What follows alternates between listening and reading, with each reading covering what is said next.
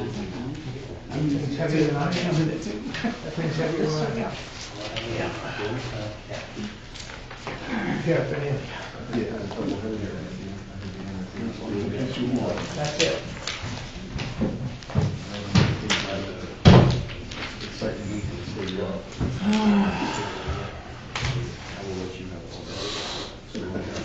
Certificates coming around. Yes. Those are for the recyclables. And then I put a list of the populations that we have.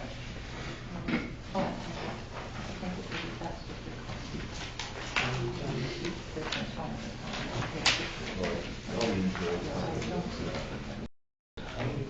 The ones that got a check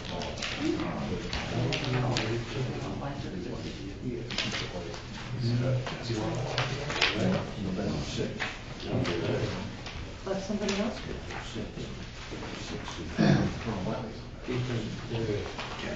Yeah, it's hard for people to know that.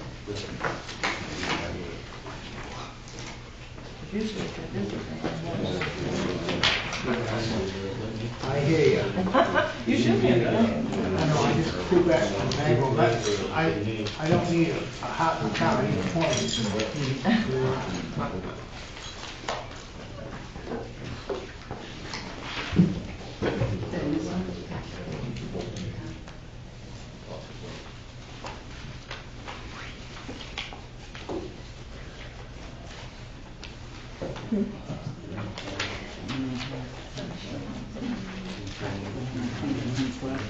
We won't be able to grip Thank you. something.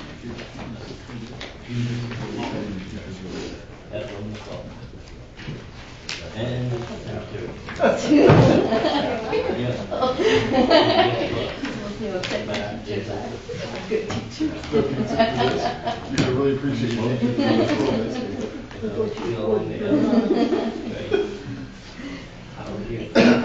City 53. Yes, on the system, we have several people.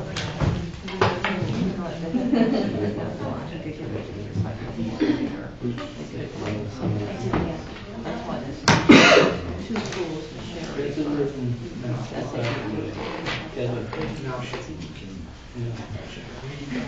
That's you and Don. And you can talk a little bit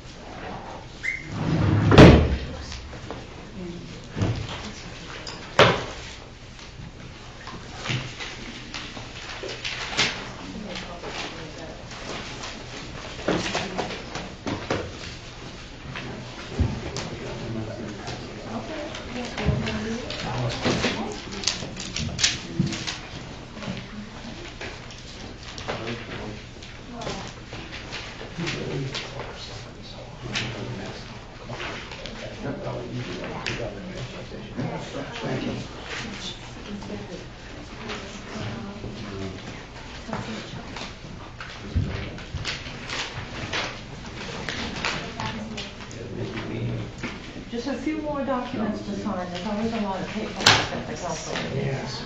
Too much paperwork. Yes, there is. And we'll get started. Yeah, they wonder why these, they try to put it in the computers these days, and wonder why the computers melt down all the time, because there's too much paperwork on it as well. Funny you would say that. When Crash did Your computer did? Just your computer? Your tower? Or is it the It's whole? mine. Just yours? I ran out, I did get the error message ran out, so Michael's looking at it. He did a couple of things off the internet. Yeah. With my project, Everybody else has signed this. So, yeah, for now.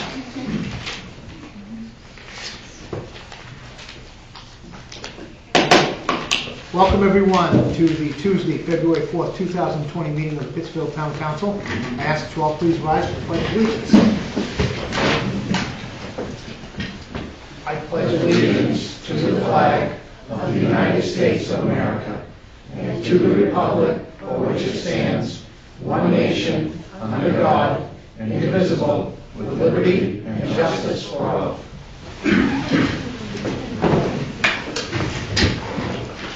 I'd like to please ask for a moment of silence, if I could.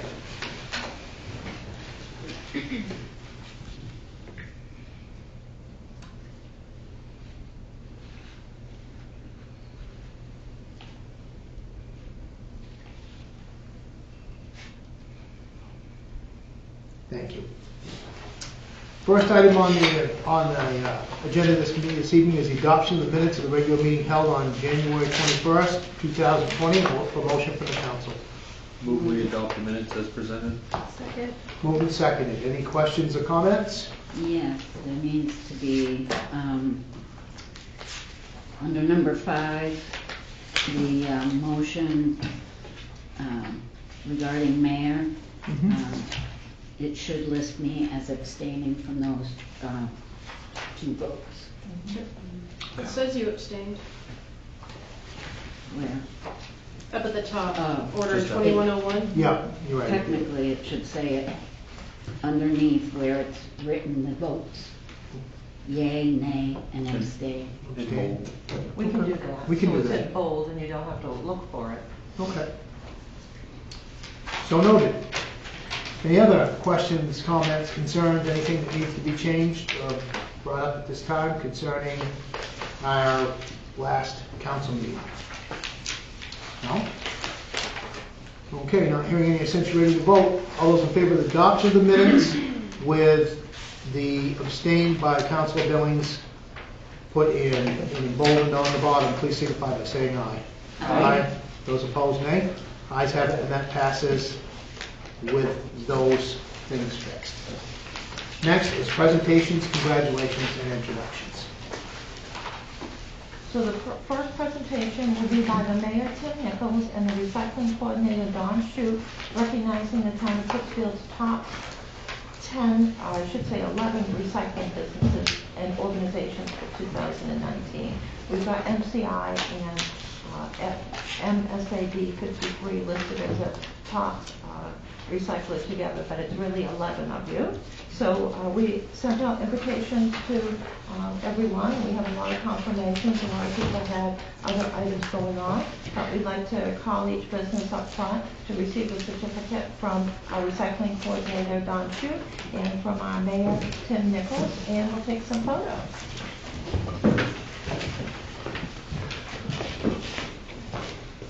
So before we start for the mayor, it's basically, it says we're going to give out tonight a recognition of achievement, which is a pretty big deal. For you that don't know, that we pride ourselves on our recycling and our solid waste operations for the town of Pittsfield. We are ever changing our program, and we always appreciate the participation of that in our community. This past year, all of the businesses, not just the ones tonight, have recycled over 400 tons of material, which is a pretty big achievement, which has saved $36,000 in your tax money, and has also raised over $8,000 worth of usable revenue for our facilities. So I think it's a very, very big achievement, and you should be proud, because there are other communities that have solid waste and recycling programs. There's a huge cost to their municipalities, and I think that tonight is a pretty good occasion to make sure that these businesses and organizations are recognized. So it says recognition of achievement. It says, on behalf of the community, the town of Pittsfield would like to formally recognize your business as one of the top 10 recyclers for 2019, And further, the town would like to thank your business for its extensive participation in the recycling program. Your company efforts promote recycling and reuse of materials and are very important to the environment. We appreciate your contributions. Thank you. Okay, so, having said that, I'd like to have the representative from Chimbro Corporation come up front, please. And that would be Norm Violet. Adam. What do I call you, Norm? I call you Norm. Adam. Thank you. Adam, thank you very much on behalf of the town of Pittsfield and the recycling committee and the transfer station coordinator. We thank Chimbro. We appreciate their efforts, and the other part of this is that other towns are questioning how they can improve their recycling statistics, how they can have a program, because they look to us. We're the example that they look towards. And they're going to look at businesses as how do businesses do it, make a profit, how do they help the community, and how do they step forward in this achievement. And Chimbro is top of the line.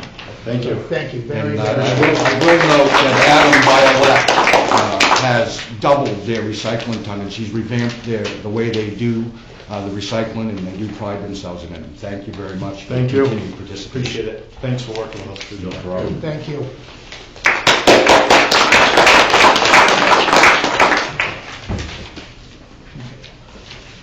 Is there anyone this evening in the audience from Northern Light Health Facilities?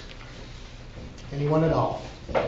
Okay, Northern Light Health Facilities, did you want to speak on them? Or? Yeah, basically, they have been a good participant in our recycling program. That's all of their facilities, the doctor's offices, all of their healthcare facilities. Through the help with Bolster's rubbish removal, they offer split cans, trash, and recycling, which helps it make it easier for these businesses to recycle. Again, they are a top recycler as well. Okay. Is there a representative this evening from Nitro Trailers Innovations LLC? I think you got tied up. Yeah, and go ahead and I'll let you speak. Yeah, and one of these things, this is one of these things I want to recognize, because it's not only these businesses, what they bring to our facility at the Transfer Station Recycling Center. Nitro Trailers LLC up in Innovations LLC up in the industrial park use pine tree waste. They also do recycling. They have a separate cardboard container, and they take that cardboard off-site, but they do make sure that it's 100% recycled, and we are allowed to claim those numbers for the town. And there are numerous businesses that will be here tonight that use not only our facility, but use other recycling businesses as well. So they also help promote in the business community. Shred on site is a huge one. The records management, I know Chimbro uses them. They come and shred the confidential documents. Northern Lights does the same thing, and they pay per pound to make sure that paper gets shredded and recycled at their cost, not at ours. So that's much appreciated as well.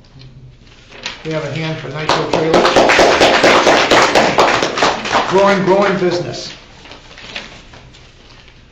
Is there anyone in the audience this evening representing Family Dollar Store?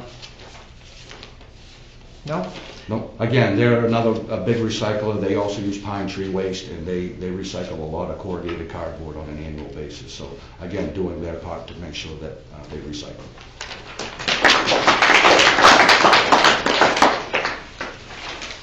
Dunkin' Donuts. Is there anyone in the audience this evening from Dunkin' Donuts to represent?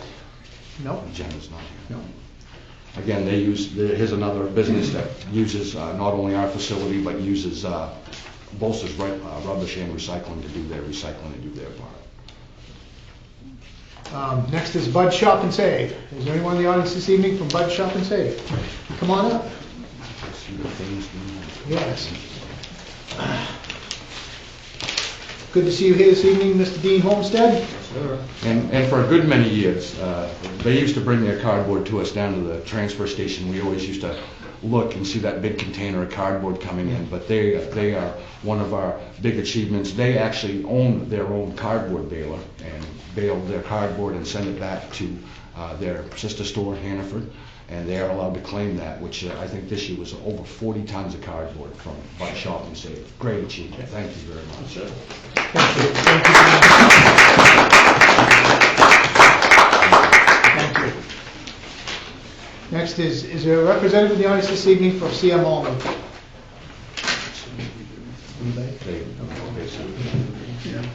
And here's another business as well that takes opportunity. They bring their material to us via Bolster's Rubbish and Recycling, another big recycler of cardboard and white paper.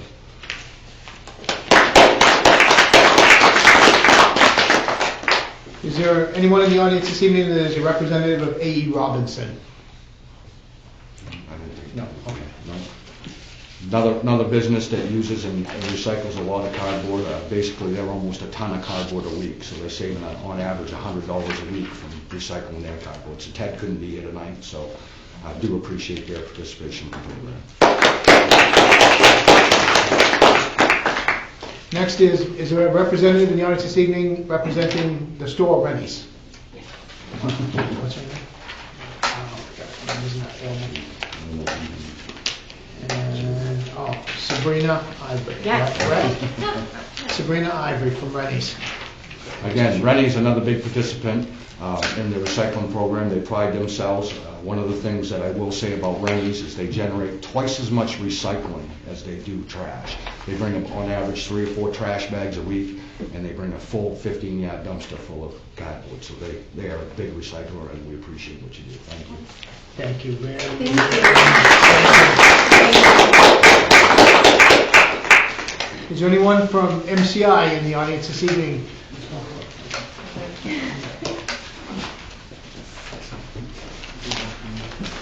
Come on up.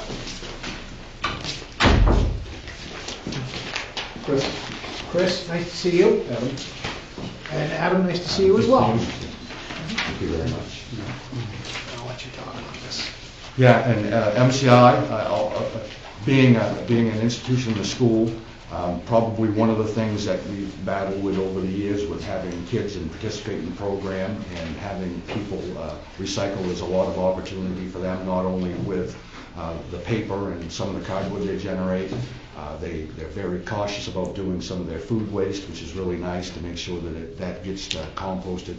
But probably the biggest thing is seeing our little project. There's this gentleman over here that comes up on a weekly basis is probably only the guy in a van and a school bus that delivers us recycling paper and cardboard on a weekly basis. And the man does work very hard to make sure that it's done right. We do appreciate everything you guys do. Another big recycle. Thank you. Thank you very much. Thank you. Thank you. Thanks for all you do. Give MCI a big hand, please.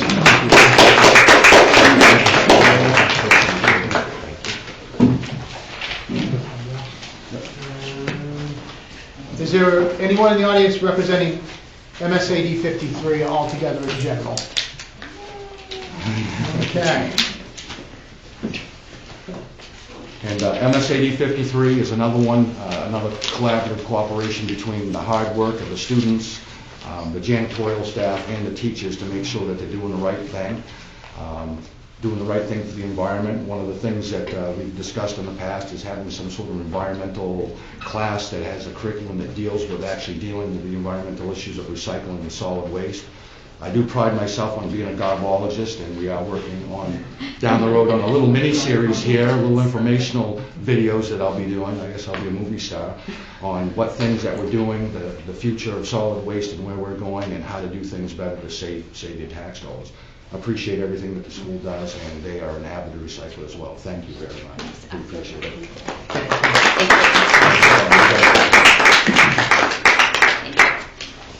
And that's it.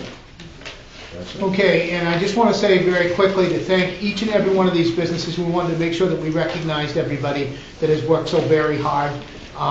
Donnie is very, very proactive in looking at ways to help the recycling program out. As a recycling chair, he's a very intricate part of all this, and couldn't do it without him, so I want to thank him for that. I want to thank the businesses, the top 11 that we've had here, and I do want you people to realize that people do look at this town. How do we do this? You know, the costs go up. How do we do this? How do we run a successful recycling program? And it takes everybody involved.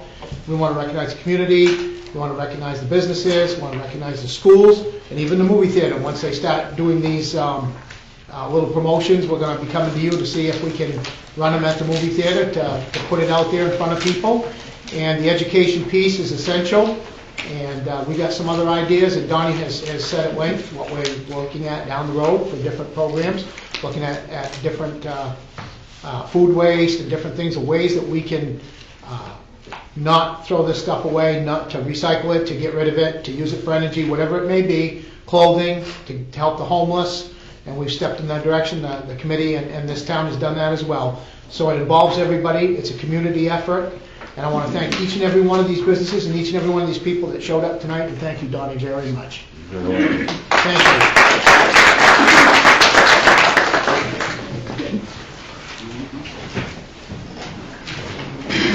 People a moment, because I know a number of people are sort of going to Peter. You go through them all, and you check everyone. I had a question for Susan. Okay, because if you check them all off, then I won't, I'll just sign. Oh. If I check them all off first, then you'll just sign.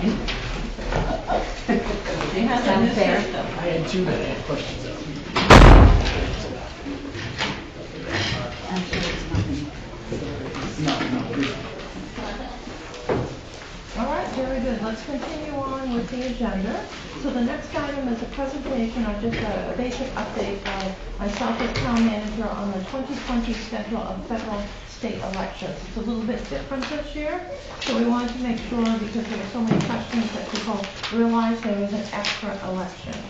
So basically, the 2020 schedule of federal state elections that we've received from the state of Maine, and the clerks have just received 2 pages regarding what's taking place this year. More information will be coming from the state. So first, on March 3rd, is a presidential primary and special state referendum election. On June 9th will be the state primary election, and we usually have that. November 3rd will be the general, and this time it's presidential. So that'll be exciting.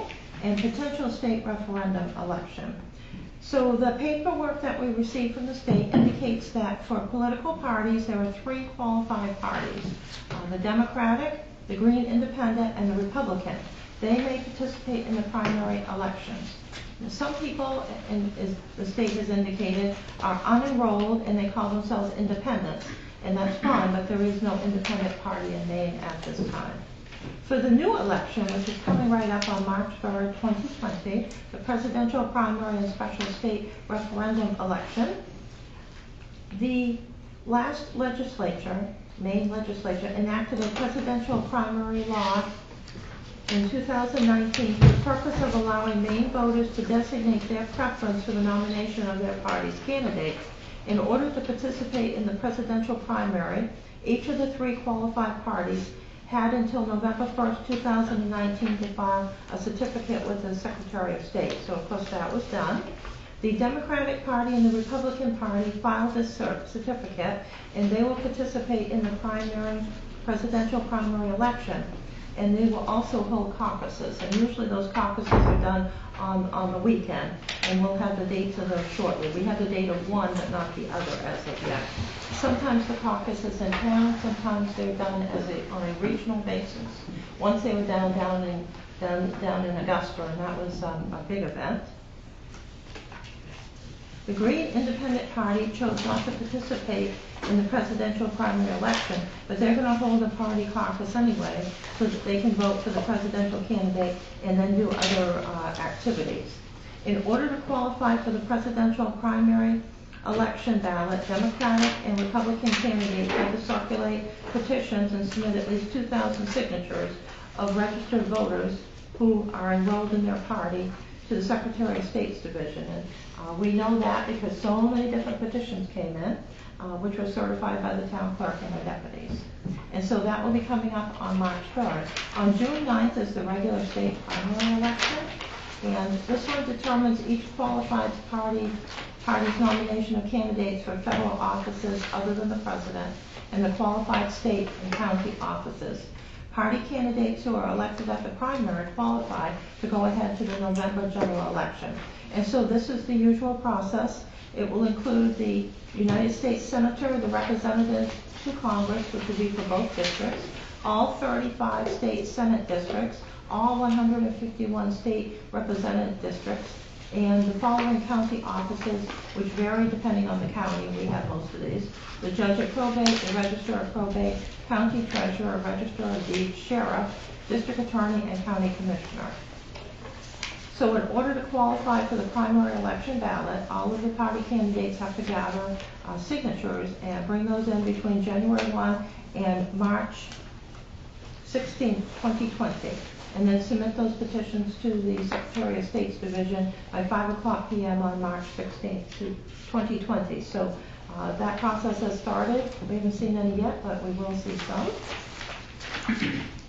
And then the non-party candidates can gain access directly to the general election by gathering a specific number of signatures of non-party nomination petitions. And they have the same process and evidently a due date of June 1st, 2020.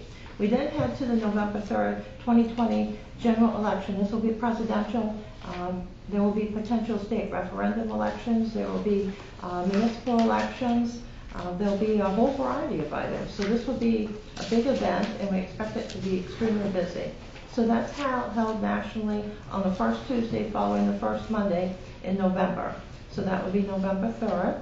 And of course, we'll move the council meeting to the next night as we usually do. And in 2020, the Maine voters will select their choice for president, vice president, which is called the popular vote, and then elect one of Maine's 2 United States senators. And so we've certainly seen a lot of information on that, as well as Maine's representatives to Congress, members of the Maine legislature, and certain county offices. So the actual election for president and vice president, as we know, which is interesting, but does occur through the Electoral College.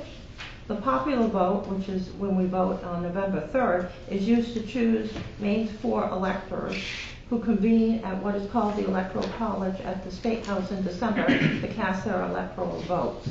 And so this is a very short synopsis of what's going on, but we want to make sure everybody understood there's some confusion over whether the March one was taking place instead of June, and so we have 3 elections this year. And as we get information, we'll post that on the website. We just got the absentee ballots that come in for that March election, which is good, as they need to be here.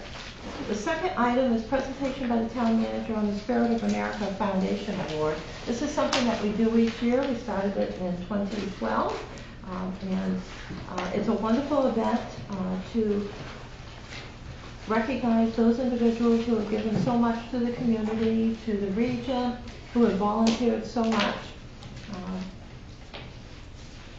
In order to qualify for all of the awards, it would be a good idea if we chose the candidate at the February 18th, 2020 meeting, which is when we usually do this, the second meeting in February, and then the town also qualifies for different items.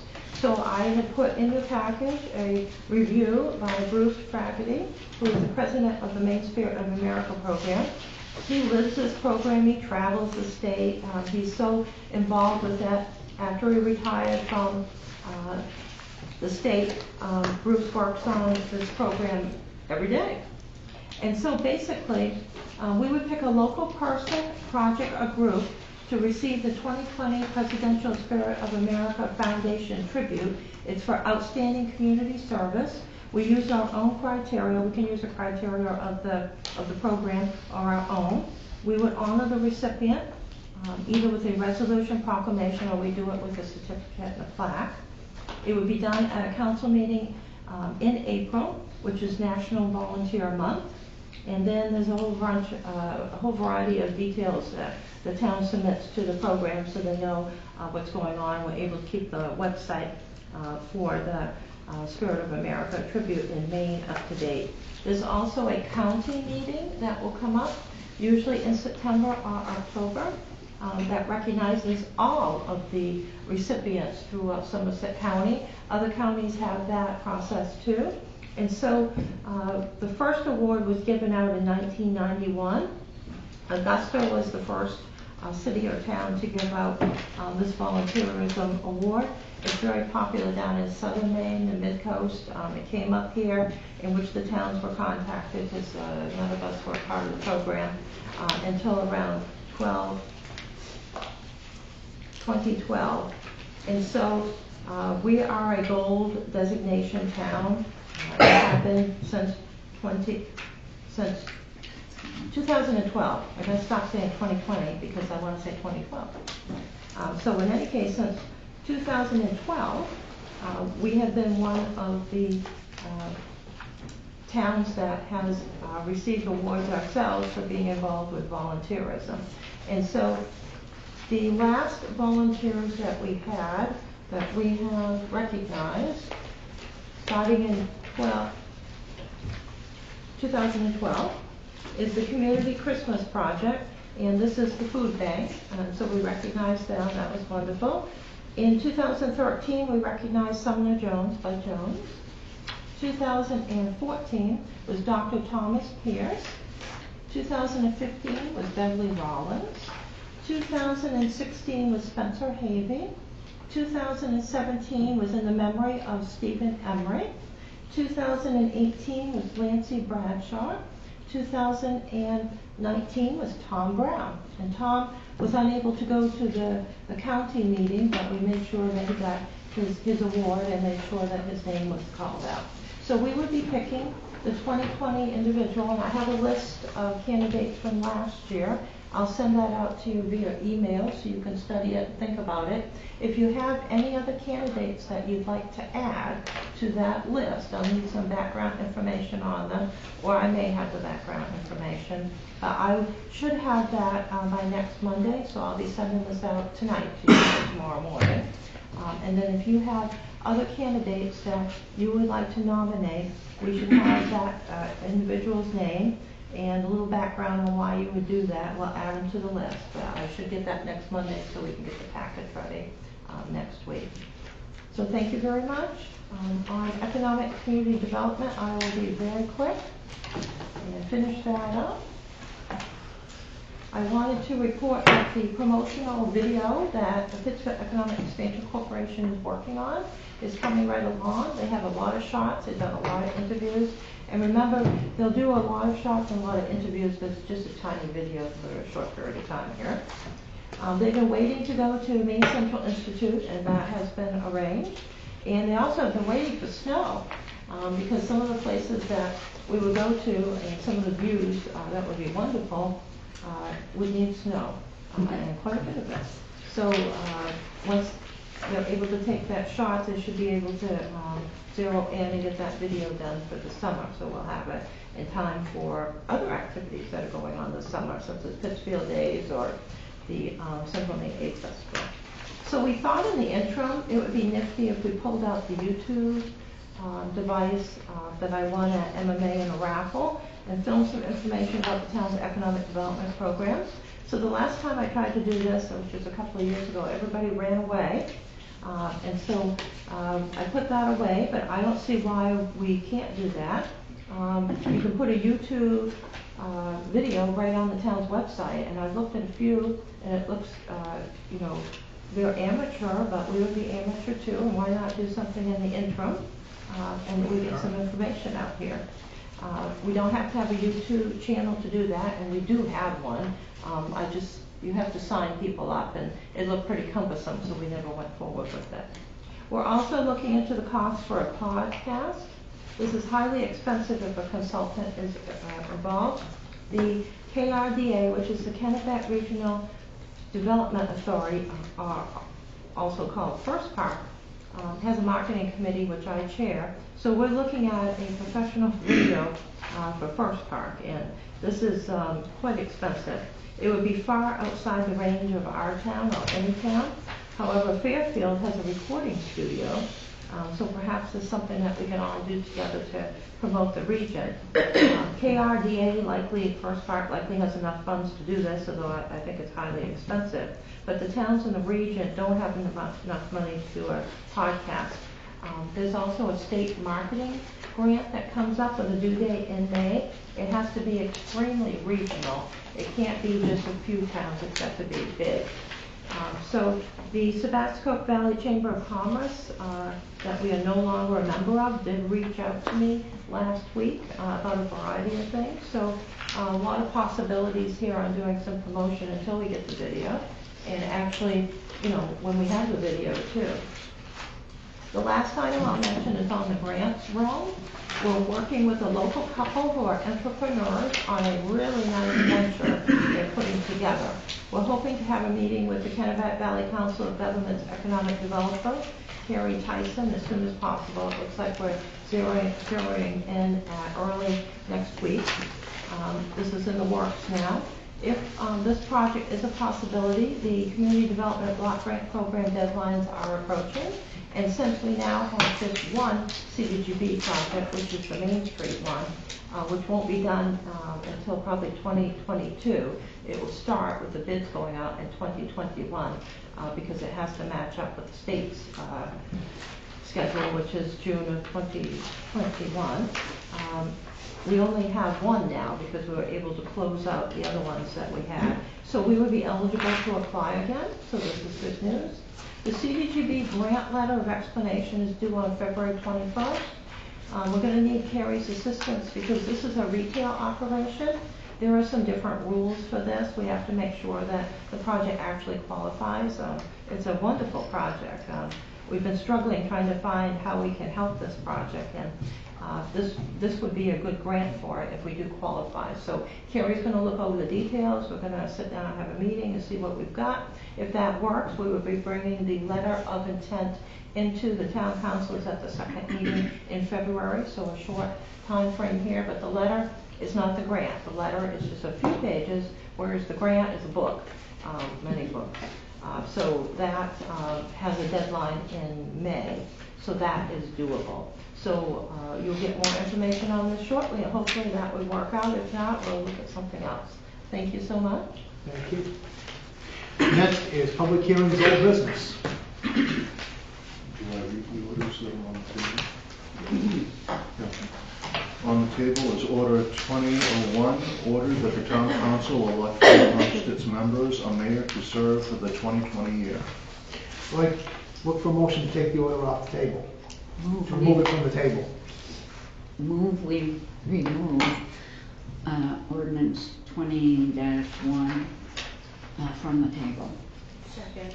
Moved and seconded. All those in favor of removing order 20-01 from the table, please signify by saying aye. Aye. Those opposed, nay. Order is removed from the table. I'll look for a motion from the council. I move we elect Heather Donahue as mayor under Order 2001. Second. Moved and seconded. Are there any other names at this time? No. Okay. All those in favor of Heather Donahue as mayor, please signify by saying aye. Aye. Those opposed, nay. Nay. Okay, we'll do a roll call. Council Billings. Nay. Council Lodgedice. Aye. Council Collmore. Aye. Heather Donahue. Aye. Matt. Aye. And I'll vote aye. So Heather Donahue is your mayor. Congratulations. Thank you. And I will exit this seat. Very willingly too, right?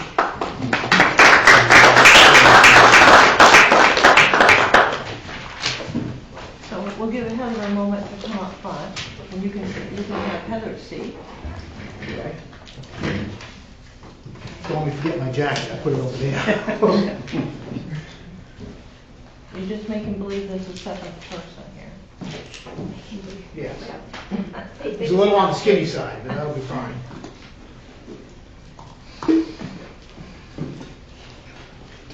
And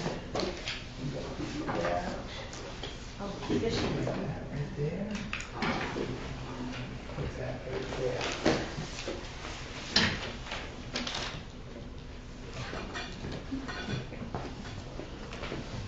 There's some cords.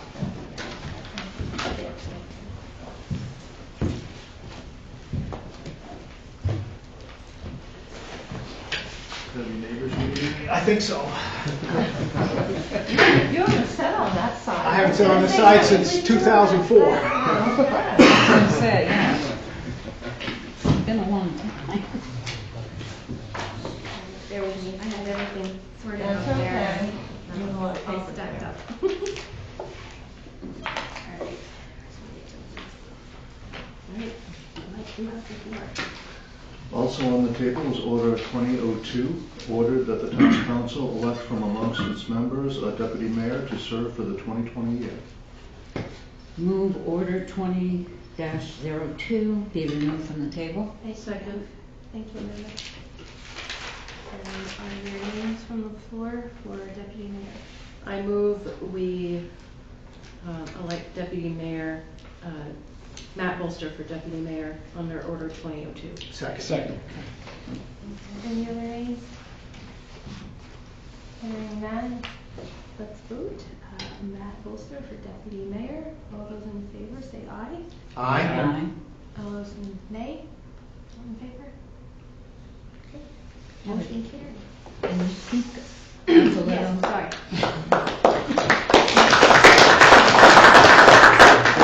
Sarah? Pass the You're gonna have to little give them cardboard. Yeah, I'm gonna have to give you this one. You're gonna have to have that one, and I'll change. How's that? We're gonna have to get you a little speaker. Oh, I can project. I sneezed, so now I have to sneeze. Okay. So we are on to reports. Council committees. Finance committee, Yes. Madam Chairman. I'm so glad you enjoy that. I do. At the meeting that we held on Thursday, January 30th, we signed paperwork for the expense warrants and the water and sewer commitments. We went over a review of the ordinances, Chapter 2 in the Administrative Code, and Chapter 18, Financial Administration. And then we scheduled our next meeting, which now I can't remember what the date of that was.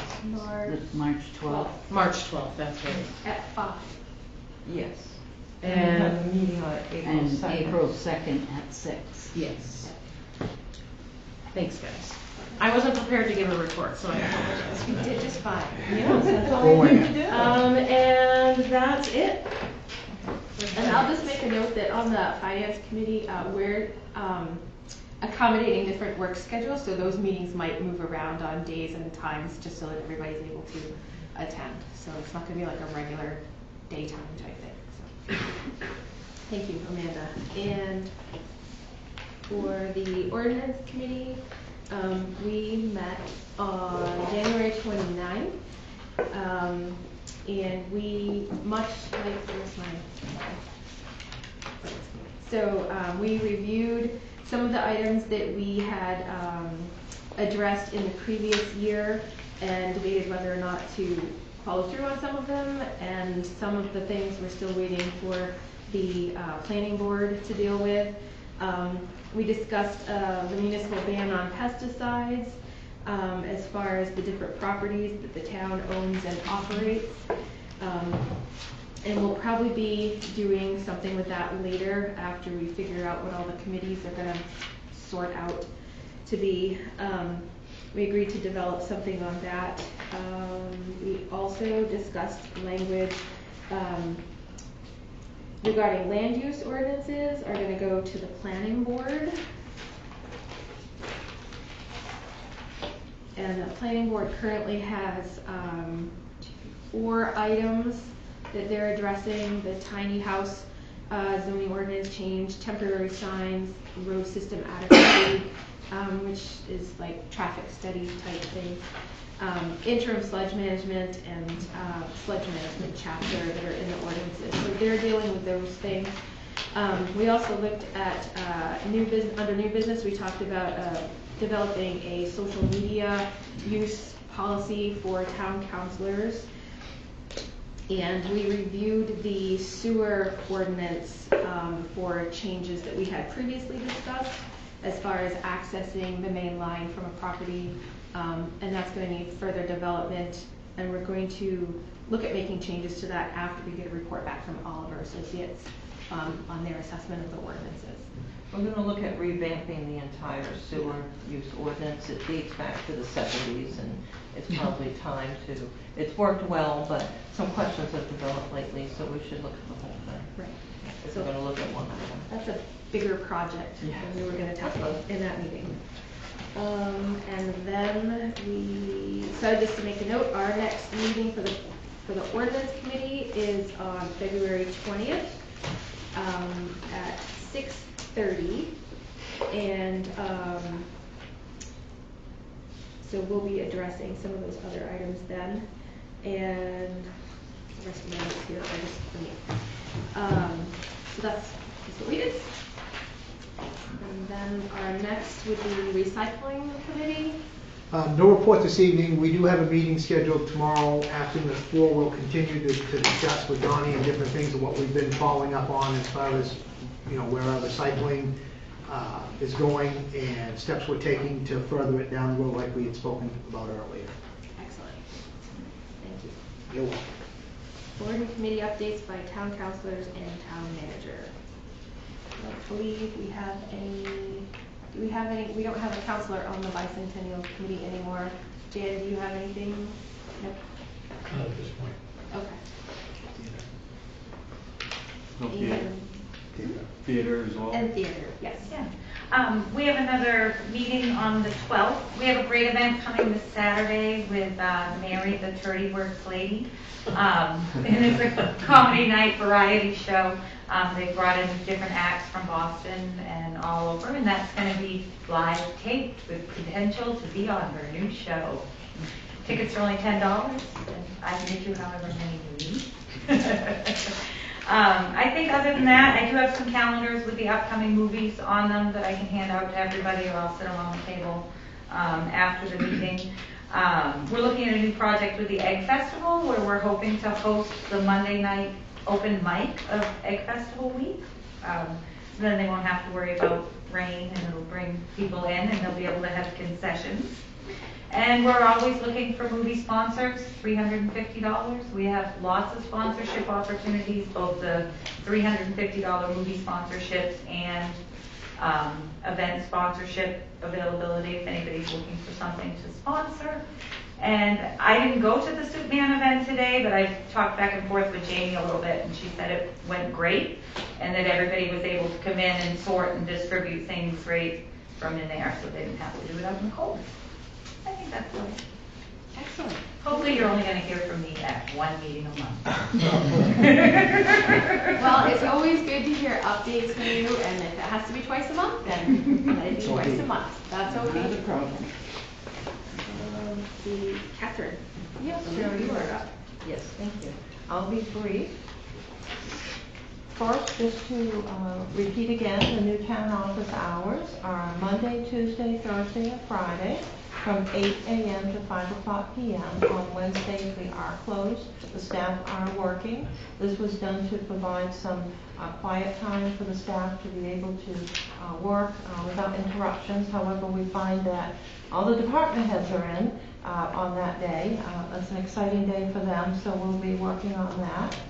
We do need to service everyone and help out everyone, but we also do need to honor the original intent of the day. And we do have a lot of people that want to set up meetings with us on Wednesday. It seems like they're all headed toward Wednesday now, which is interesting, and we'll be working on that too. For a second item, as Amber has indicated, she has calendars, and these calendars are wonderful to talk about all the movies, because Jamie has been able to schedule things ahead, which is wonderful. We have those calendars here at the office. We can't keep them on the counter. They fly right off, so that is a very nice item that lets people plan things out. I would advertise and promote that we do have a planning board meeting, which started out as an informational session, but has now become a meeting because there is some items to discuss at the next meeting. So that will be on February 10th, 2020 at 7 o'clock p.m. There will be a presentation by Rob Folsom and Jeff McBurney of Casella Organics on sludge products. This will be a discussion on updating the sludge management ordinances. The planning board is looking at forming a committee to study and make recommendations, because this is a highly technical area and there is a lot involved with it. They're going to set a date for their first meeting. And so this involves chapters 9A and 9B for anyone that's interested in learning more about sludge and wants to go to the meetings.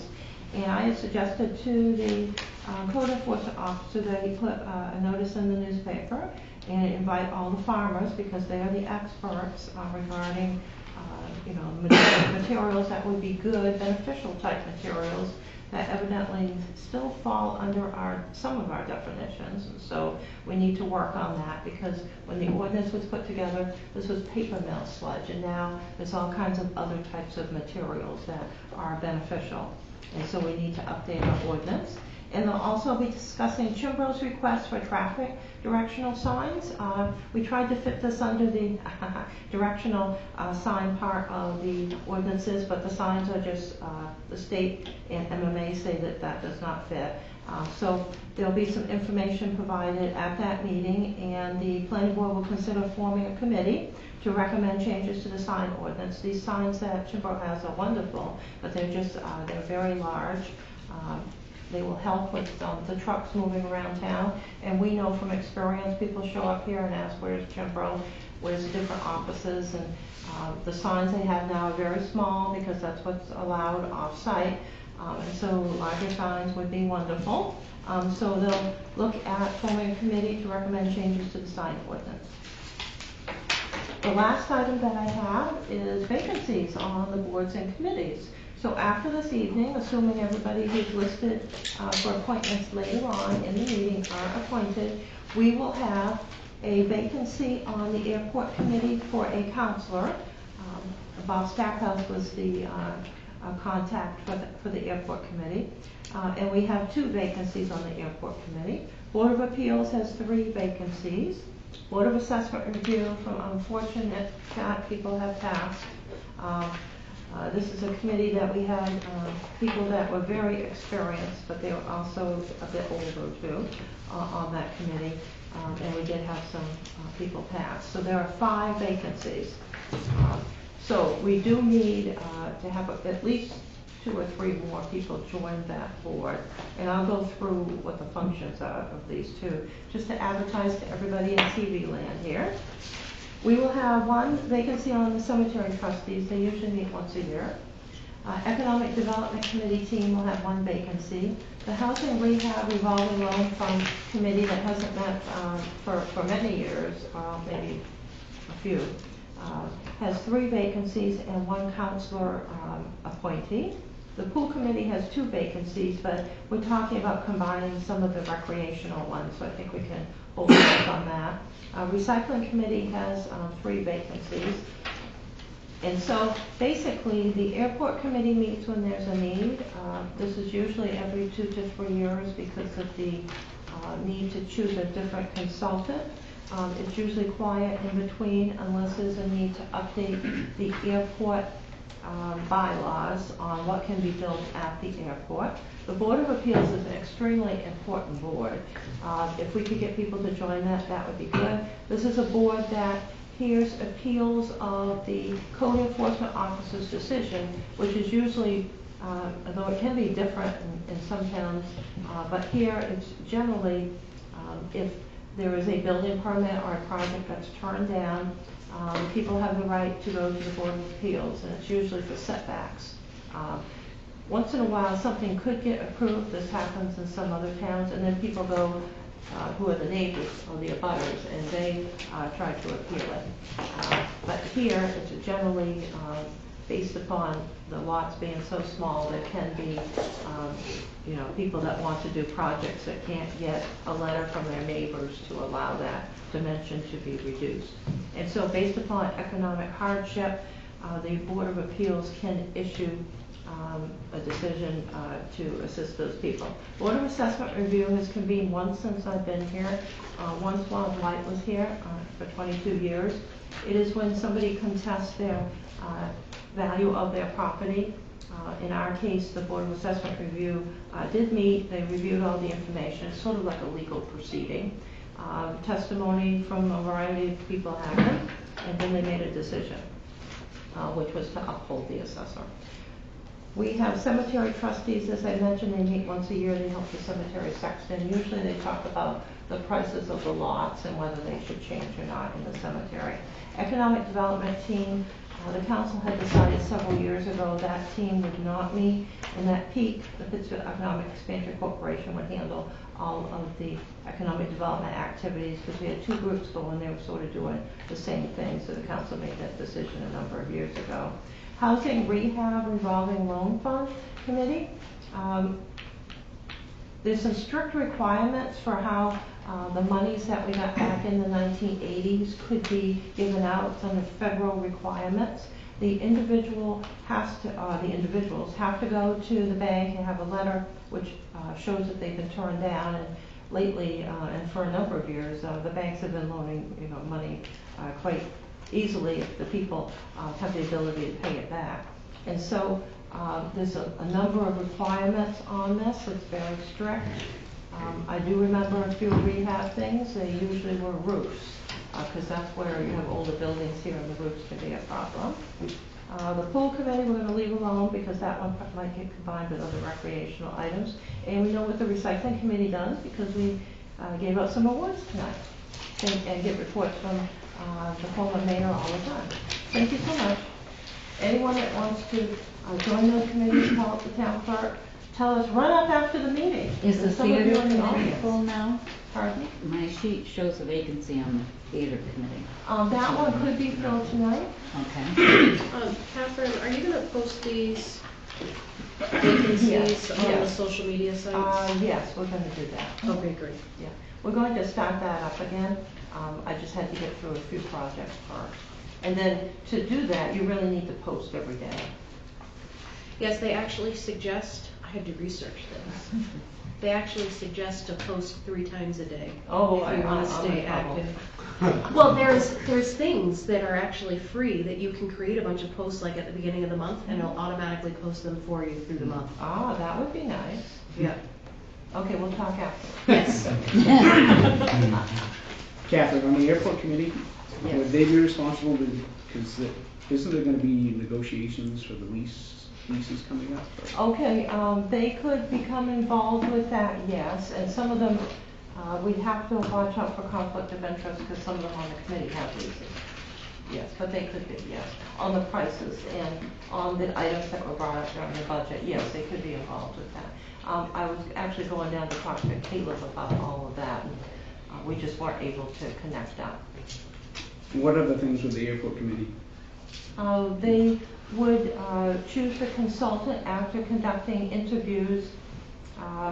The consultant needs to be chosen every 2 to 3 years according to the state requirements. And our consultant for a while has been Hoyle Tanner Associates. However, we could have another consultant. They've just done better in the interviewing process. And so there's a strict process from the state that we have to go through. Part of that involves interviews unless they are waived. I will tell you that you can set a time limit for these interviews. However, the consultants like to talk quite a bit, just like financial consultants do.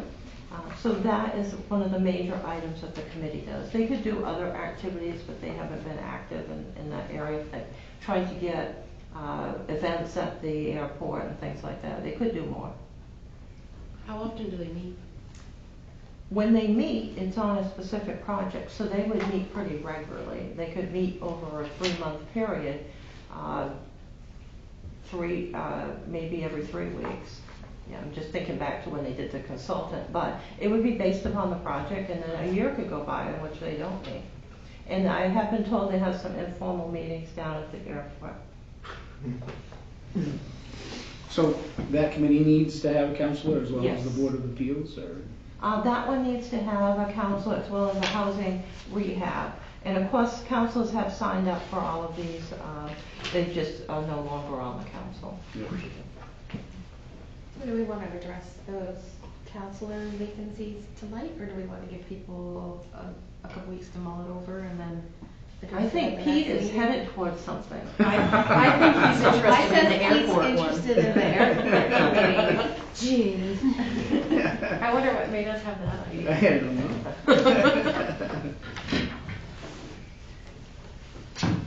But yes, people can think about that. I just wanted to read those off for the public and for the town council. And those will all be advertised on the social media by Thursday. Is there paperwork or anything that goes with that? You In have in the administrative code, there are, yes, when people apply for this, they go see the town clerk, and then she can give them a sheet, yes. Okay. And for new people who have not been on our boards and committees, there is a application form so that we'll know who they are and know about them. If somebody's been on some of these boards, we don't require that, like a renewal, or they jump around between board and help us out. You could always post that file to Facebook too. It's on the website. Okay, it's on, Yeah. so a link to that then. Because sometimes it's hard to find those files. I'm just thinking for ease, if we want people to join, Mhm. to make it easy for them to get those applications. Mhm, mhm. Yep, we can do that. So it's not involved in a large document, yeah. Right. So let's put those on our agenda for next meeting, and then maybe we'll have some people come forward, and we can deal with them all once in one go. Yes, that would be good. So as I've learned in futurely, the first counselor that gets on there gets to be the kid in the chair. You're learning things. Yeah, I picked up But on that's that. a, Thanks. I think the role That of works the, that's a town committee. right, I think the role of the counselor is mostly on the airport committee and the other committees is basically to like report back. Yeah, liaison. Oh, okay, You know, that's better. like Tim's the counselor for the recycling committee, and he reports back to. That sounds better. Yeah. So we are down, did you have anything else, Kat? No, thank you, I'm all set. We're down to new business. Resolution 20-17, resolved that the town council declare the seat of former councilor Caleb Curtis vacant and call a special election for Councilor District 2 on Tuesday, June 9th, 2020. We'll look for a motion for resolution 20-17. Move resolution 20-17 be adopted. Second. Tim? Okay.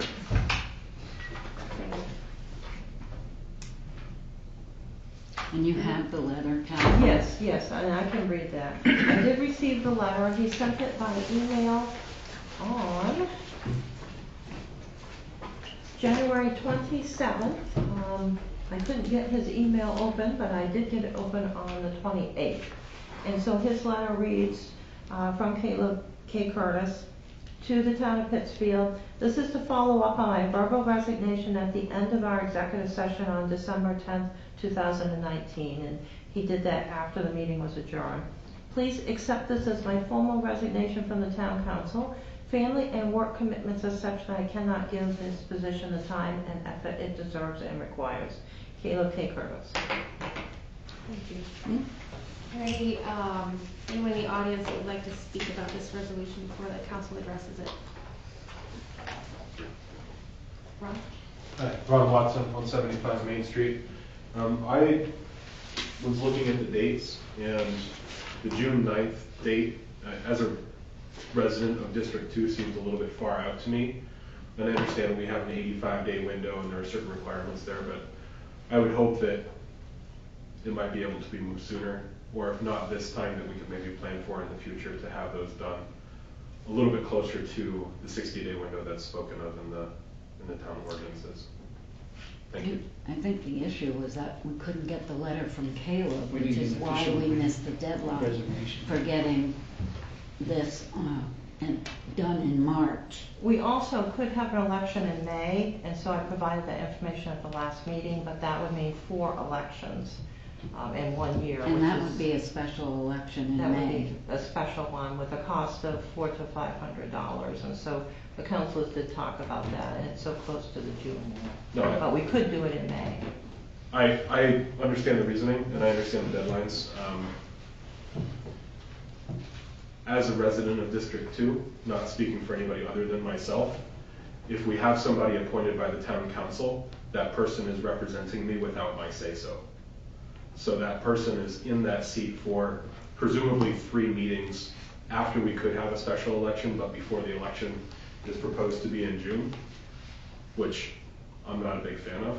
and I understand that there are stipulations here that need to be taken into consideration. Are we gonna appoint somebody? I So- thought we had decided not to do that. Yes, well, we're not allowed to because of the way the elections fall. If the election, if our regular election, which is November, wasn't so far off, it's over 6 months, so we can't appoint somebody. So let's say this resignation happened in October, we can appoint somebody because the regular election is in November and we could add it on if we had enough time. But it's too long to appoint anyone. I think what he's It's referring state to is law. the part in the charter that says, in any case, the council by a majority vote of its remaining members shall appoint a qualified person to fill the vacancy until the person elected to serve the remainder of the unexpired term takes office. Right, but you have to read the whole thing, and it deals with the November election, not the June election. I think the issue is the term "in any case," because it's saying whether or not it's 6 months or longer. We have the, This was legal opinion, which we've had this happen before. Actually, I forgot that Caleb had resigned in a previous time, so we just pulled that information out.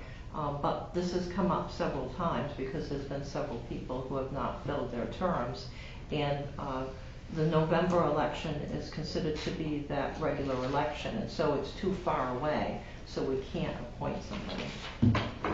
But there are 3 counselors at large who are responsible for listening to, I would hope everyone would be listening to everyone in the community, but specifically to I live address in your this district issue. too, so. No, There's- I absolutely understand the at-large district system. I absolutely understand that I could speak to any one of you, and I do with regular frequency. But the town charter dictates that I have a counselor for District 2, and I'm feeling a little bit underrepresented, especially since it looks like I'm not going to have a counselor for District 2 until June. So that's my opinion. I just wanted to voice it. Thank you. Thank you, Ron. Anyone else in the audience would like to speak to this? All right, we'll close public comment. Counselors? Any comments? When will the nomination forms, not nomination, when will the forms be available for people for this? Next Yeah, resolution. so there's a schedule here. Yeah. That's in On March 16th, they'll be available, I see and that. April 27th will be the return time.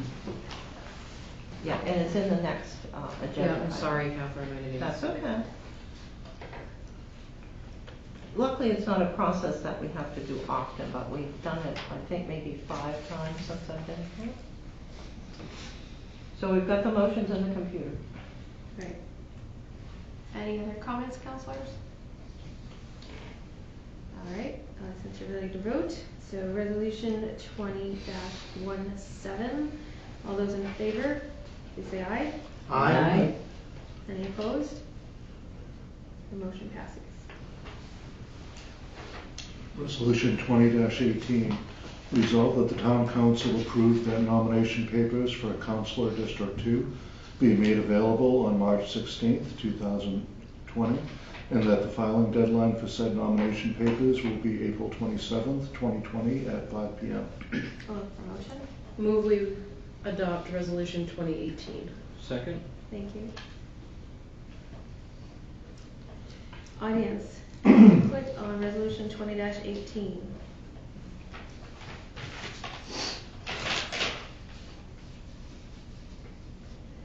Counselors, discussion, resolution 20-18. Kind of the same thing we just talked about. I just have one question. I'm hoping that this isn't the case, but what happens if nobody puts their name in for District 2? So then we would double check the law. Sometimes you can do the write-in process, and that has changed based upon the laws changing and the legal opinions that we get. Okay. So we don't go to MMA anymore because we've gotten different opinions there. We just stick with the town attorney, but I think we can do write-ins in most cases. Okay. But I think that you will have people file, because it's not a full... I think so too, It's not a but- full term, it's not like you're committed to 3 years. Right. You just get to do it for, a year. Okay, thank you. listen here. That's how I got on this council to begin with. So he That only- scenario. All right. So he only had a year left? He only had a year left? Yes, November was supposed to be the election for District 2. Yeah, December. yeah, so basically, well, Yeah, by the end it's of a short period of time, so it would be good for somebody who wanted to check and see if they liked it or not. They wouldn't be committed to 3 years. Yep. Yeah. And so we won't use you as a poster child. Please don't. Do not use me as a poster child. See what I do? Don't do that. All right, counselors, let's vote on resolution 20-18. All those in favor? Aye. Anyone opposed? Motion passes. Resolution 20-19, resolve that the town council approve the request for qualifications for energy savings performance contracting for the town of Pittsfield, Maine. Move we adopt resolution 20-19. Thank you. Second. Okay, audience, any comments on resolution 20-19, or would you like some clarification from the council first? Is there a cost to the town associated with that? Because when I was reading through, I didn't see where it gave like if there's a cost to the town associated with this energy audit and So according to the process, no. However, this is an exploratory process because it's not regularly being done in the state of Maine. The Kennebec Valley Council of Governments got a grant from the Department of Economic and Community Development to help out the towns, and so we were one of the few towns that signed up for that energy audit, and it showed that we would save an amazing amount of money to deal with the streetlights, and then some money to deal with our other buildings. But you would have a company come in and guarantee that we were going to have all these savings. And so the company that got the bid from KB Cog is, very qualified and everything. But they obviously have to make money on this too in order to do it. So Michael can explain a little bit more on the process and everything, but this is an exploration by the town. We do know from towns in southern Maine, there's several, and consortium up in Aroostook County, that you can save a lot of money if we can take over the streetlights and not have CFP involved. And so that's the major emphasis here. But Mike can explain out the process a bit more. Yeah, so this is a request for qualification, so we're going to choose a contractor that's going to then do an audit, see where we would make the most savings, look for funding through grants and that kind of thing on our behalf, spec out the whole project as far as choosing the LEDs that they would replace the streetlights with, even as far as arranging funding for us. And then once we accept their proposal, they would move ahead with the contracting phase and swap out the lights.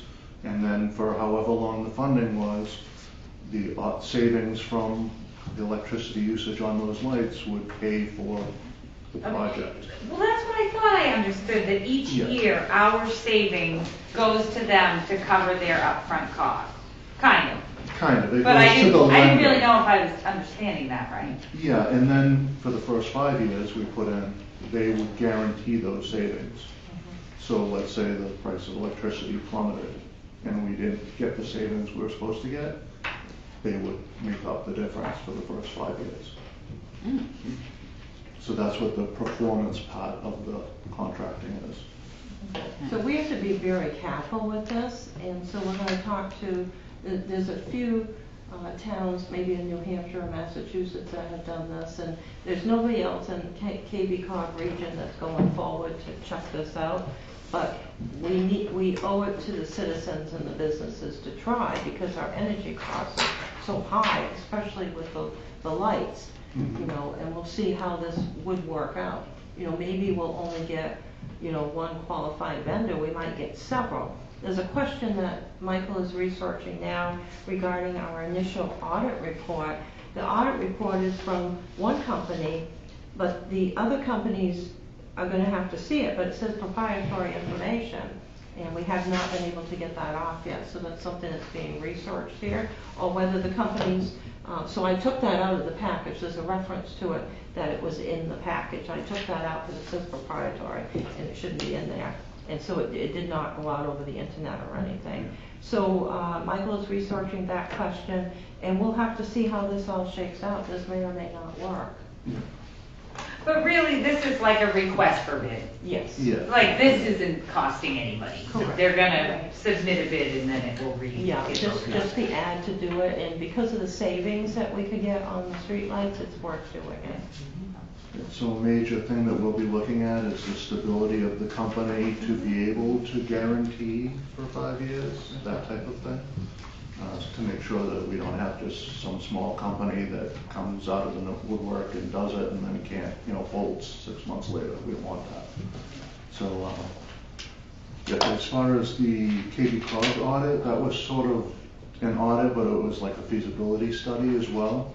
So whoever we choose will be redoing that audit in more detail because they're the ones that are gonna guarantee it. So, We have to spec out all the equipment, so. yeah, so they won't be relying on that audit at all. It was just a feasibility study to tell us what our options were, pretty much. So that'll be interesting to see, let's say some other company gets this, will it come out to be the savings, that we were told it could be under the feasibility study. So that'll be interesting too. So I have a list of 12 to 13 contractors that I'm going to be sending the RFQ to, and most of them have done this work.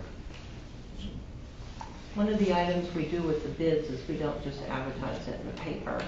It's a requirement that we contact as many people as possible. Even if we're sending them an email, would you be interested in this bid? Or we can send the bid documents out to them by email too. So it'll be interesting. Any other questions?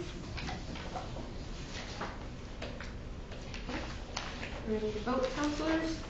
All those in favor of resolution 20-119, please say aye. Aye. Any opposed?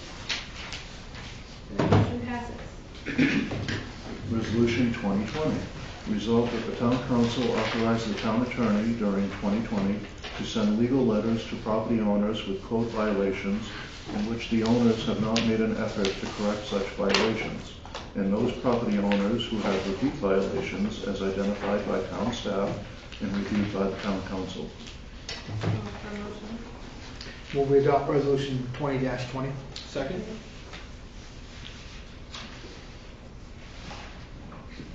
Any comments or questions from the audience? Thank you.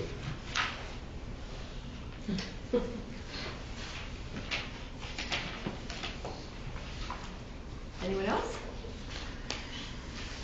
Counselors, any comments or questions on resolution 20-20? So the two included in the packet are the two they're gonna look at. Those would be the two that would be looked at in depth. And that's because one is a building that's becoming dangerous. That's the one at 139 Manson Street. The one at 231 Somerset Avenue has just a variety of issues involved with it. And the CEO and I agree, we thought these were the two that should be pursued. We'll see how well this goes. We might be able to pursue another one. But there would be a letter sent to everybody who's on that list, with the exception of the first one at 132 Kaltoma Avenue, because the town unfortunately has just acquired possession of it through taxes not being paid. So we're working now. We've contacted a few people and said, look, are you interested in this? But it'll have to go out to bid. The trees have taken over the house, that's all, and the barn, that's all we'll say. I have a brand new chainsaw and I look at that house every day. Isn't that incredible? It's Like incredible. that, right over. So we're gonna send letters to all of them except for the first one, Correct. but we're only going to pursue action on the two. The two ones that are perceived to be the worst violations in terms of a variety of items, because we have limited funds And if these start to go to court, I mean, it can be $5,000 to $10,000 on each one. So we'll start the process and see what we can do. And we talked about not going after the junk ones, at least in the beginning. Because as we have learned and as our deputy mayor has indicated, in most cases, the junk does come back, and that is totally true. I'll say it that I just think we're kind of like wasting more money, because if you guys look at the history of these properties, like we've sent letters since 2014, 2015. I think we're just throwing money away at just getting lawyers involved, unless we're gonna do something like actually has teeth in it, because it seems like it doesn't change. It's been the same old story for the last 4 years, so I don't know what this is gonna cost to send letters and get a lawyer involved. Is there any kind of price tag involved with it? This would be the legal letter, so it will not be the staff sending them, which are being ignored at this point, or you get promised things. Both of those have promised, those property owners have promised all kinds of things. Yeah. And there's more information, more recent, that I didn't have available, as the code officer wasn't able to put these together. I just pulled it out of the file on the budget. So as of the point of the budget, this is the information. I think it's the overall concern of the counselors and the planning board and the abutters that we try this and see if we can make some headway here. So in terms of costs, if there was a true legal action that went through the whole court process to the end, and there was contested and they had attorneys and all that, it was estimated $5,000 to $10,000, and so we have $10,000. So that's why we chose 2, because this was seen as a priority that the council wanted taken care of, and it was an additional item. So the legal monies are not in the town's regular legal account; it's in a separate account. So we will only spend what we need to spend. And so if in 2 or 3 letters something gets resolved, that would be absolutely wonderful, and it will not cost a lot. I doubt that's going to happen. So I would say it would be approximately $500 for the first case to start out, and then because the letters are just going to be duplicated after that, it'd be like $190, I'd say an hour for, or $170, I'd say an hour for all the rest, because they'll use the same template and just insert the information. And one item to save money is that the last time we did this, and what we've done in my other town, is that we have the code officer draft the letter and send and give that to the town attorney as well as the file, and then they have that to move around, but they have the details right in front of them, and then they would skim the file to see if there's anything there. So we would try not to spend the money and try to be as conservative as possible. But this was thought, and I know that not everybody agreed, but the majority of the councilors thought that this was something that needed to be done. Well, I mean, having houses right in town on main roads that are falling in is not a pretty sight and not attractive to people who might want to move here. I agree that the 2 that I mentioned, I mean, they all have safety hazards and safety violations, but those 2 in particular, serious injury could result from either one of those. So I agree that those 2 should be looked at first. So I just wanted to say that. Yes, Mr. Lutz. Can I put a question on the house on Beltona on the corner? If that goes out to bid and nobody bids on that, what happens there? Or what are options? Let's put it that way. So the options are, because it's tax acquired, we have to go through the tax acquired property policy. Right.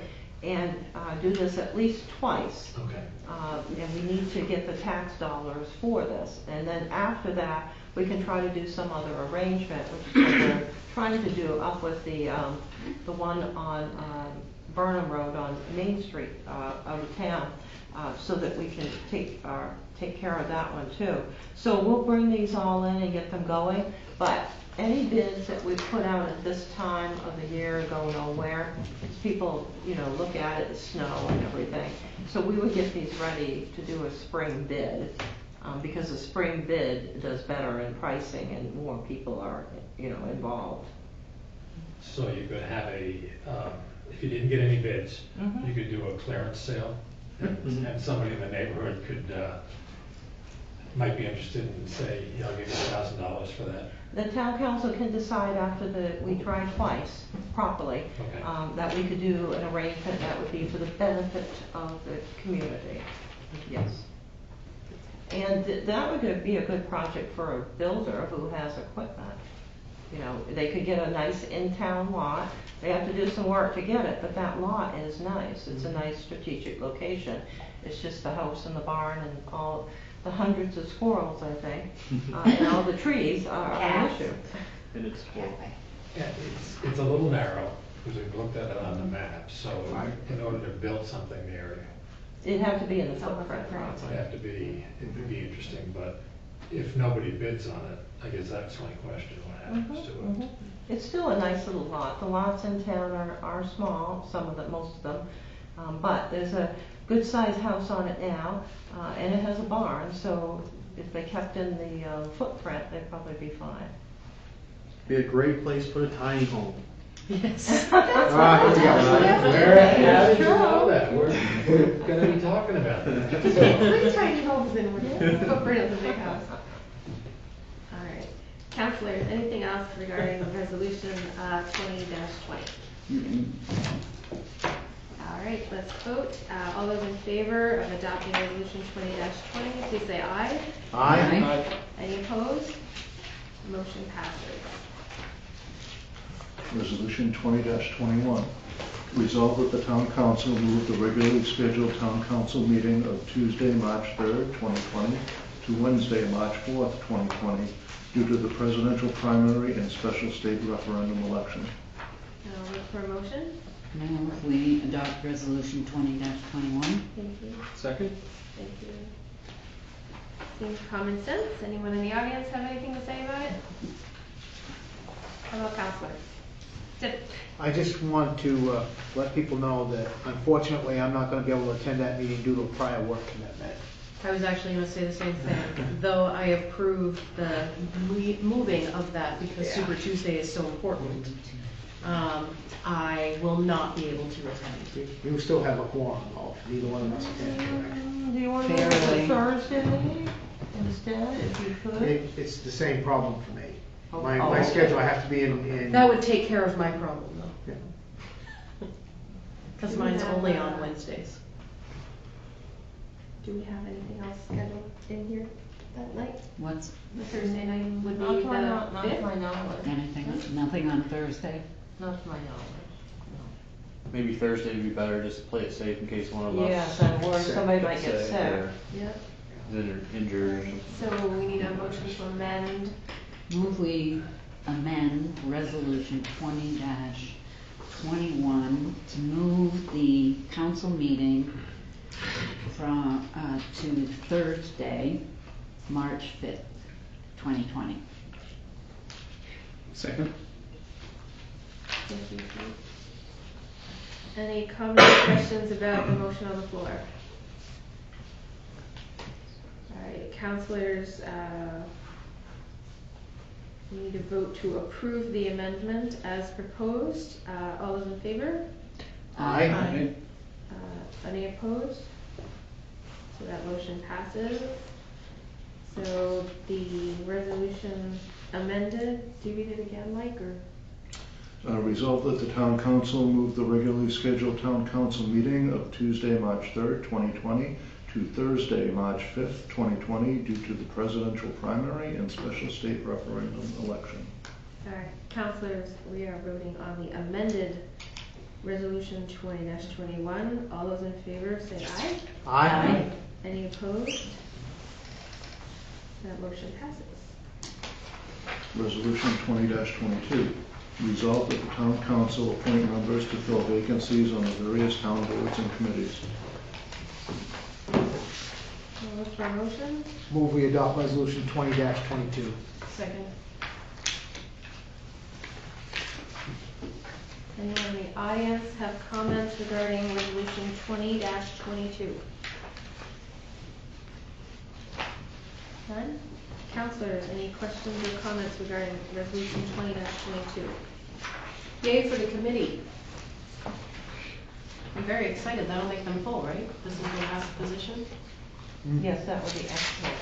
So we have for the audience and for TV Land, we have Board of Ethics. Robert Stackhouse, our former counselor, has volunteered for that board. It hasn't met the whole time I've been here, but it's good to fill the boards just in case. Economic Development Committee team, Bob Stackhouse again. And then Theater Committee would be Jeff Austin, who is a new applicant, and we have a copy of his application. And just for disclosure, Jeff is the husband of our town clerk, Nicole Nicola, just so for full disclosure.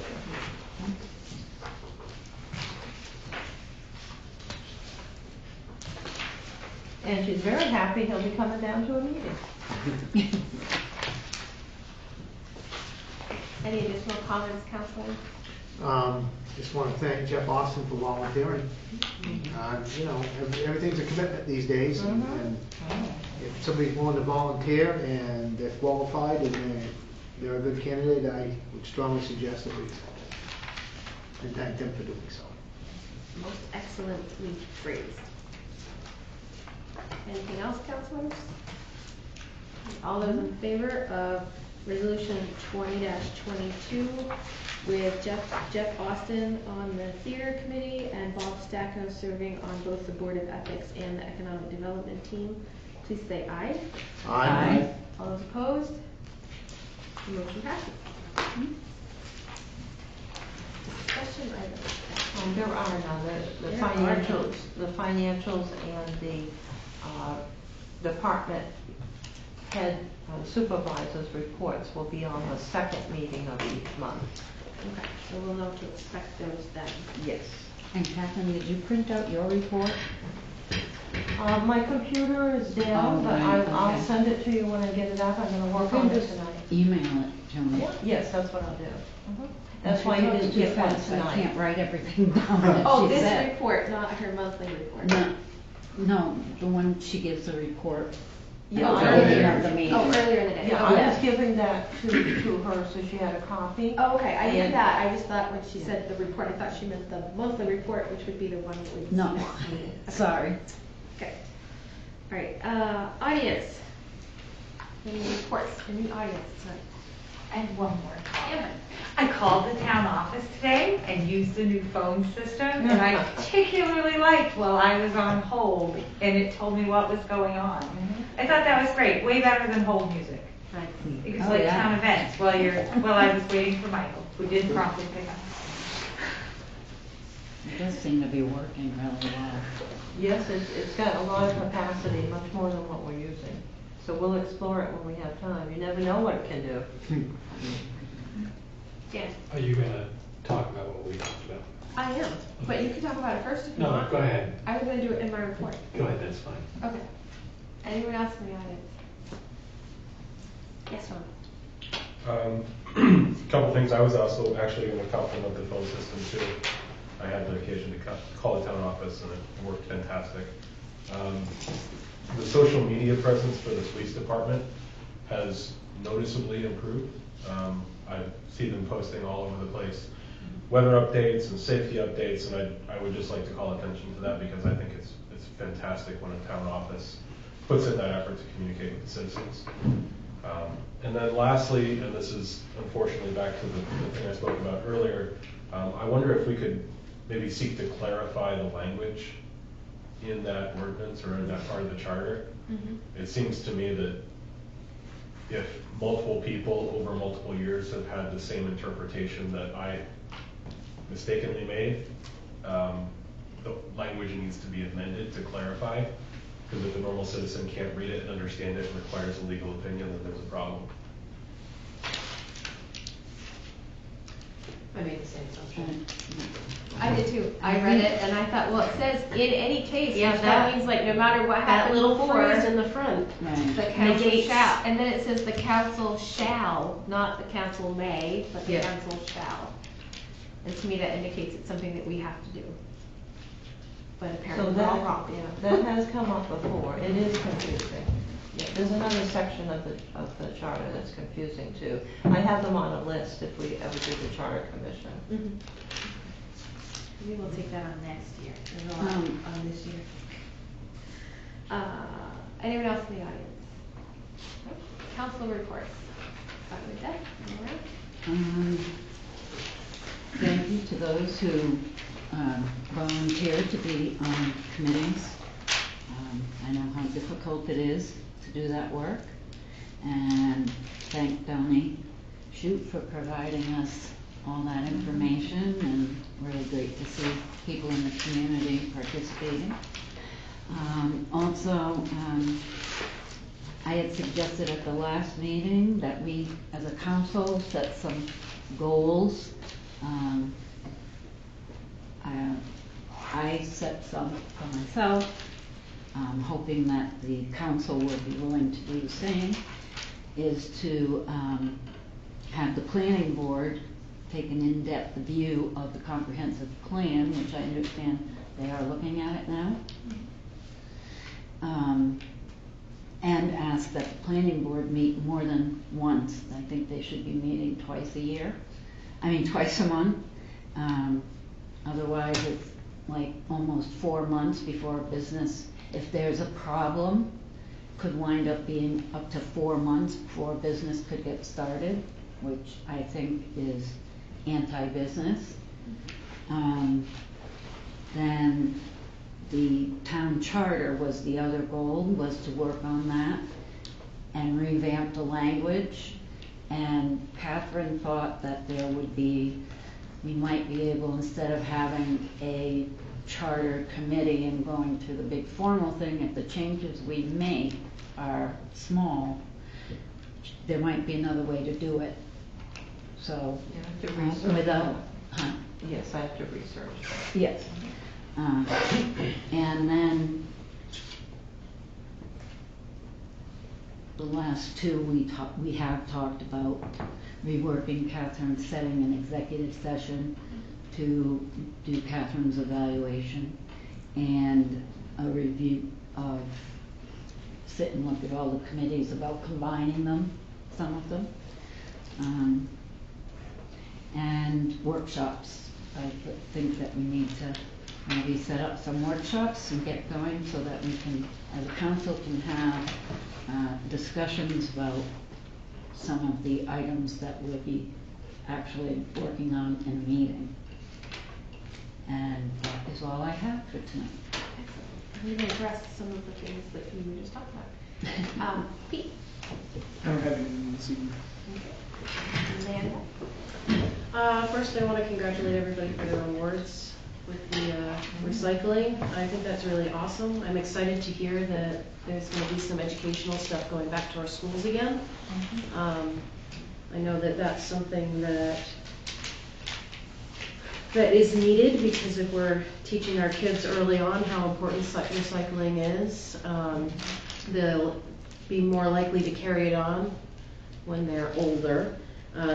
For example, my son watched the movie WALL-E when he was super young, and that turned him into a recycling fiend, because he's like, this is what the earth is going to look like if we don't do that. So even something that's fun along those lines. I'm interested to see the little videos that Donnie comes up with to talk about that. And yay, we have an elected mayor and an elected deputy mayor. I'm super excited about that. I'm glad that we have that resolved. And I'm glad we were able to move the meeting to Thursday so I could be here instead of the Wednesday when I couldn't be. And that's it for me. Tim? I wanted to say thank you to Donnie for coming in, and I wanted to congratulate the recyclers, the top 11.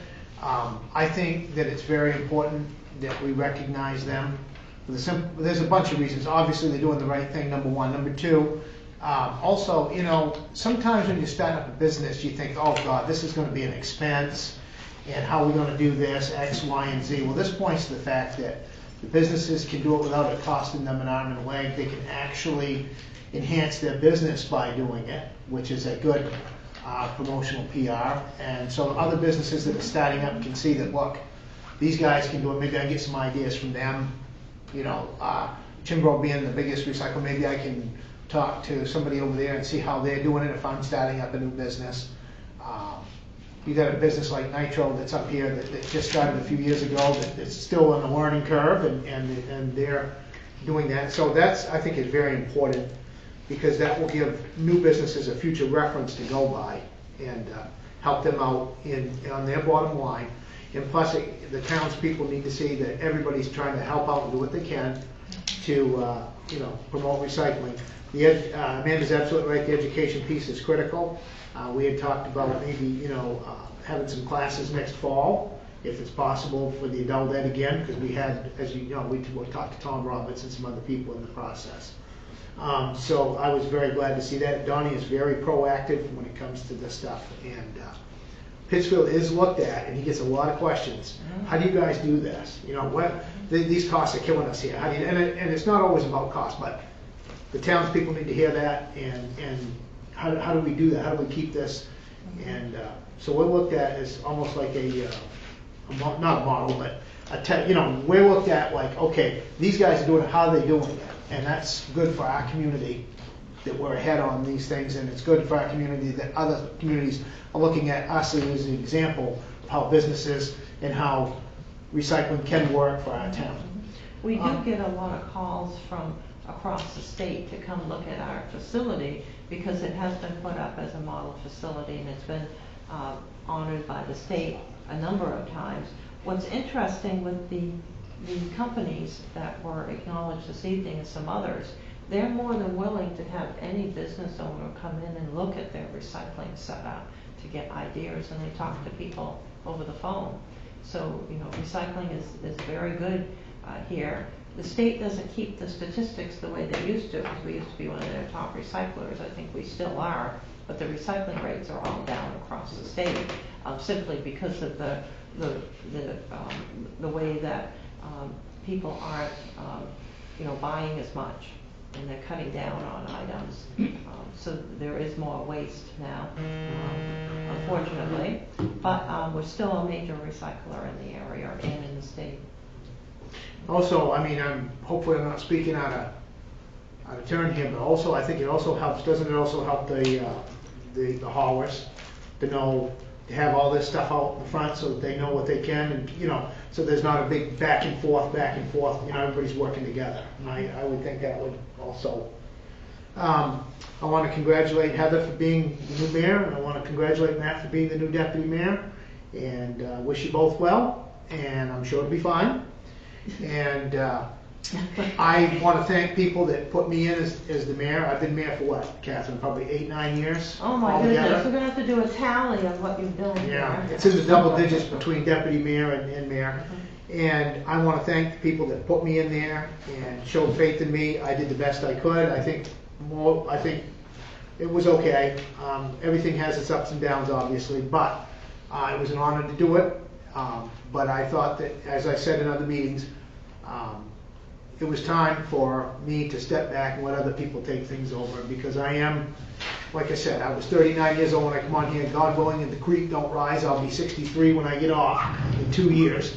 And I think 24 is enough, and I just want other people to step up and start taking reins. So I thought it was time for me to step aside, and I'm glad I did, and I wish everybody well in that area. And thank you, Matt, for volunteering to be the deputy mayor. We appreciate it, and accepting it. The same thing with Heather for being here. The other thing is, Catherine, I was going to ask you, other than them trying to schedule things, how are things working up there for having Wednesdays open with your staff upstairs? How's that working? Very good for the staff. We need to work on the fact that the department heads seem to come down more on that day than any of the other days of the week. And for myself, I've got numerous people that want to set up meetings that day, but again, I can work at night. So, yes. And so, we are just working on that. But for the staff, it's very good. Okay, I've been upstairs, and it seems to be very orderly and very people are user friendly and helpful. And I want to say the staff upstairs keep up the good work, as all department heads. I think everybody does, and we got exceptionally talented employees, and I think that we need to keep them in in the forefront, because they do a lot of work that a lot of people couldn't even imagine, so. Yes, they're very customer friendly, definitely. And that's all I have, thank you. Thank you. Yeah, I'd just like to thank Donnie and Tim for working on those awards for the businesses, the top recyclers. That's a big achievement for these businesses to go out of their way, and really it's not going out of their way. Once you've done it, it's just like second nature. You separate this from that, and you know, my company obviously does a lot of business with these companies, and I appreciate that business as well. I hope we can keep moving forward with the recycling program, even though other towns have been kind of drawing back a little bit. Pittsfield's keeping up the headway of it, and I hope it continues. I'd also like to thank those who have volunteered for all these committees, Bob and Jeff for the theater committee and others. That's major commitment, some of them more than others, but it's great to see so many people involved in the community and have their hearts out for Pittsfield, and hopefully we can get a lot of good things done. Regarding the homes that are out of in violation of code, I hope that things change for 2020. We started a new decade. A lot of these places have been like repeat offenders since, well, we had information back as 14, 15, but I know it's been long before now, so hopefully we can chip away at these and improve our outlook and view of the community, clean up the community a little bit, and hopefully the neighbors that have to see this stuff, it can improve for them as well, and we can show that we're trying to do our best as counselors and a team here, that we are trying to help them out. Also, I'd like to thank those who voted for me and nominated me as deputy mayor, and I'd like to congratulate Heather as mayor. I think you'll do an excellent job. I've said it before, you always do your homework, you make me look bad every day. You're doing all your notes and stuff, and I always get, come after you and the reports, and you have this huge long statements, and now I get to show you up. I was just gonna say, geez, this going last thing really is just like, okay, talked about that. Stealing your thunder a bit. Yes. So I wish you best of luck. Thank you. Thank you, that's all. Okay, thank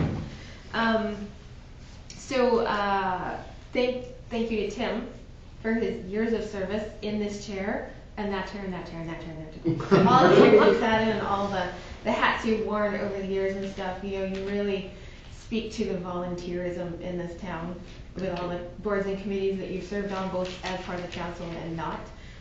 And that really sets the tone for other people to step up and volunteer. So don't sell yourself short. Thank you. Just because you got stuck on the council after a promise of just a little while. So, but no, really, the volunteers in any small town are the backbone of what makes towns great. From the Pinnacle group to the roller skating group to the theater group, all these things are things that add to our town, and it's all those single people working together to make a little bit of a difference that makes a big difference. So thank you. It's interesting, Amanda, that you mentioned the Wall-E, your son watching Wall-E, and the first thing that popped into my head when you said that was, we should have Wall-E screened at the theater during the Earth Week, whatever the Earth Day celebration. And I is. think Donnie needs to. He can invite other towns to come and watch him up on the big screen. Yeah. Have some kind of recycling. Yeah, have a recycling forum and then show Wall-E. Yeah. But anyway, so more ideas. So I'm going to skip around a little bit, not in the order, but just because other things had already been mentioned. Deborah, you had mentioned about combining the committees, and on the 13th, is it, Catherine? Yes, the 13th, next Thursday, the Pinnacle Committee, the Recycling Committee, a bunch of committees are going to meet and talk about changing things up with the rec department and how to make all those committees kind of work. They all deal with pretty much the same thing, so rather than dividing all these people up into different committees, put them all in one committee and get them all to work together on these different issues. So that is in the works.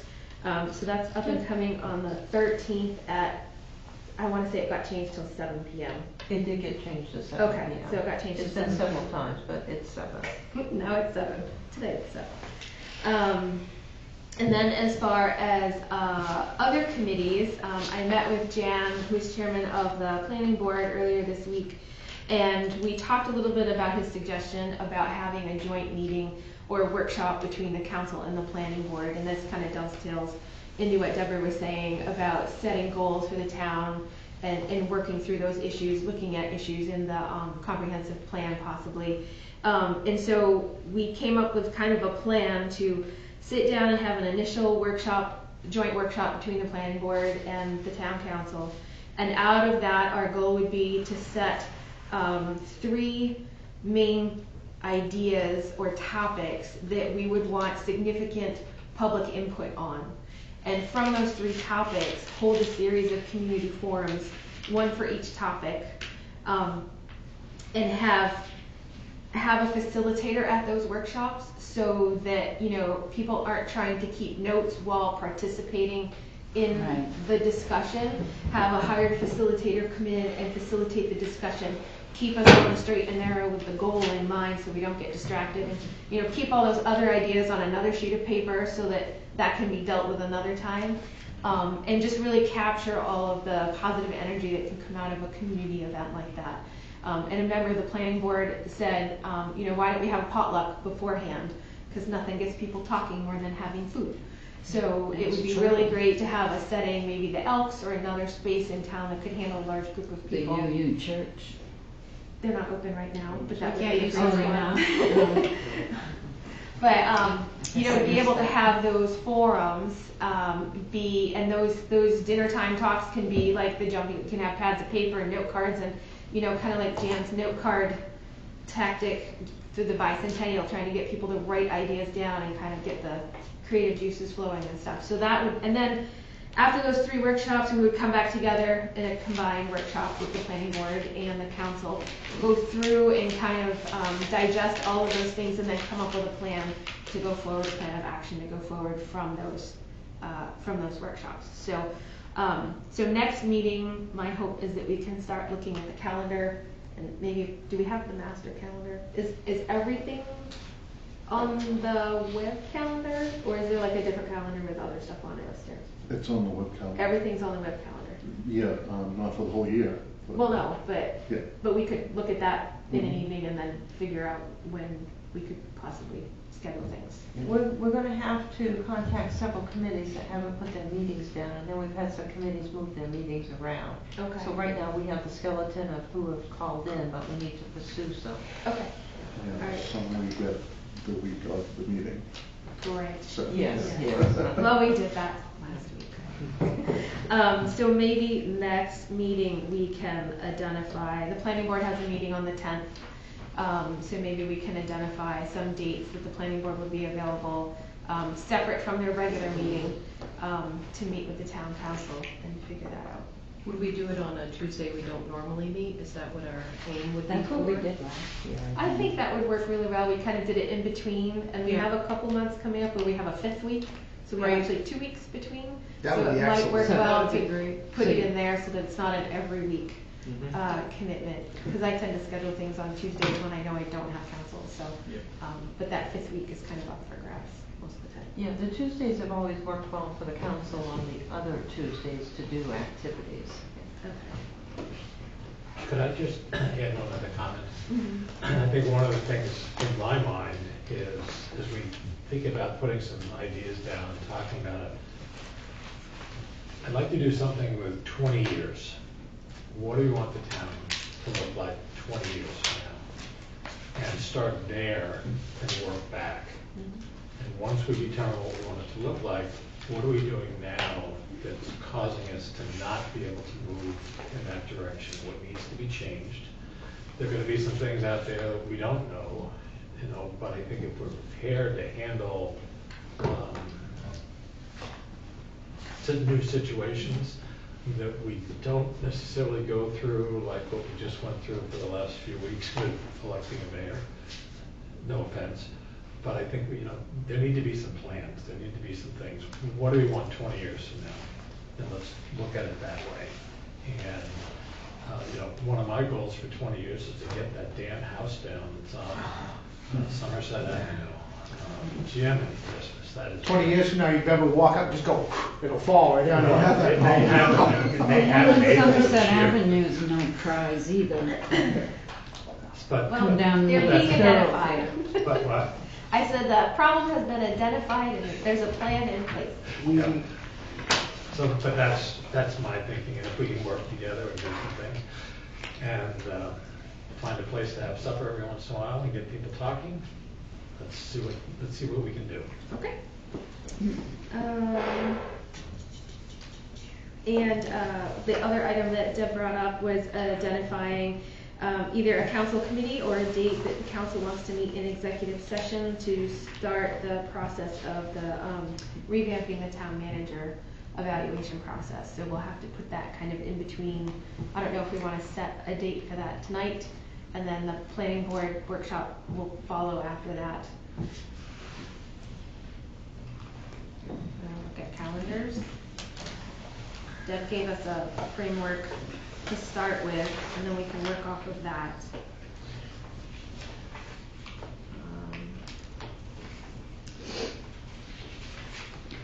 Maybe the 25th.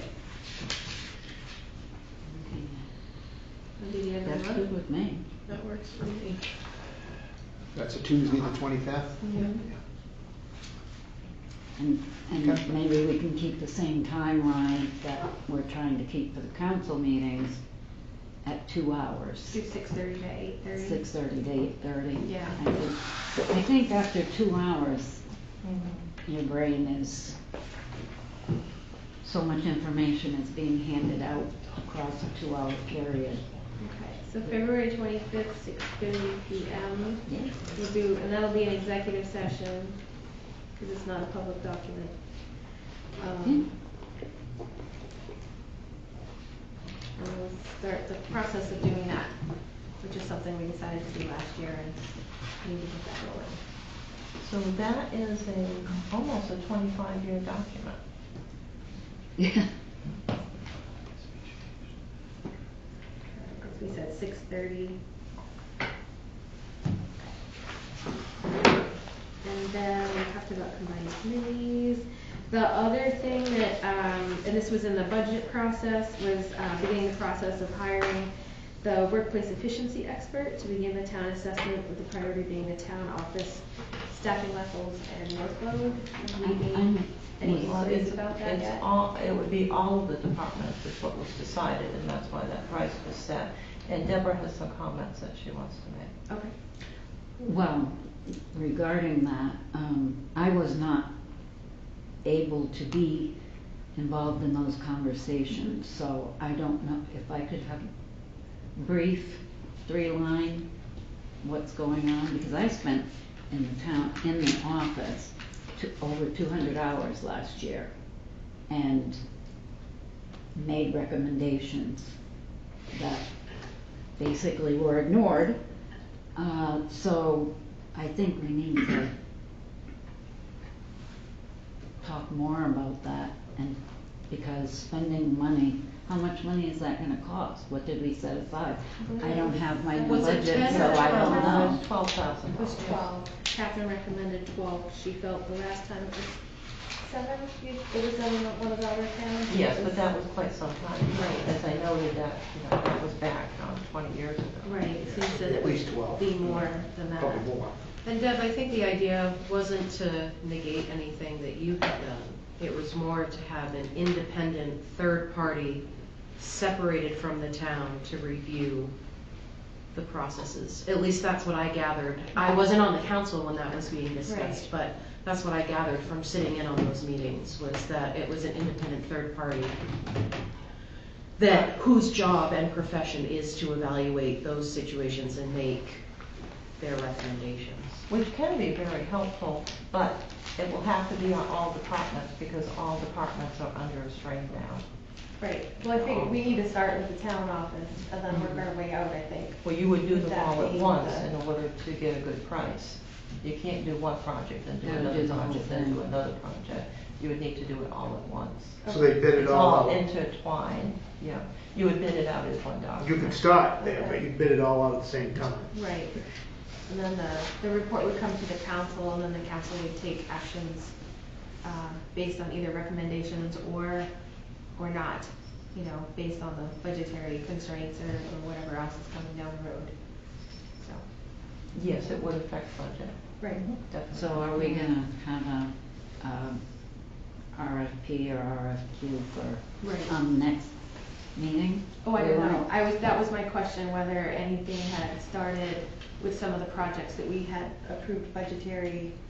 All right, so that was part of my town manager's report that's stuck on the computer right now. I had a whole list of all the RFPs that we're working on. Okay. And so we're Is that working one on of them? No, we're working Oh. on the construction ones now first, because we've got to get those out in order to get good pricing. Right. You know, because we have some situations, I wouldn't call it dangerous around the town office, but it's not good. We've got some places where people fall down, not beyond myself.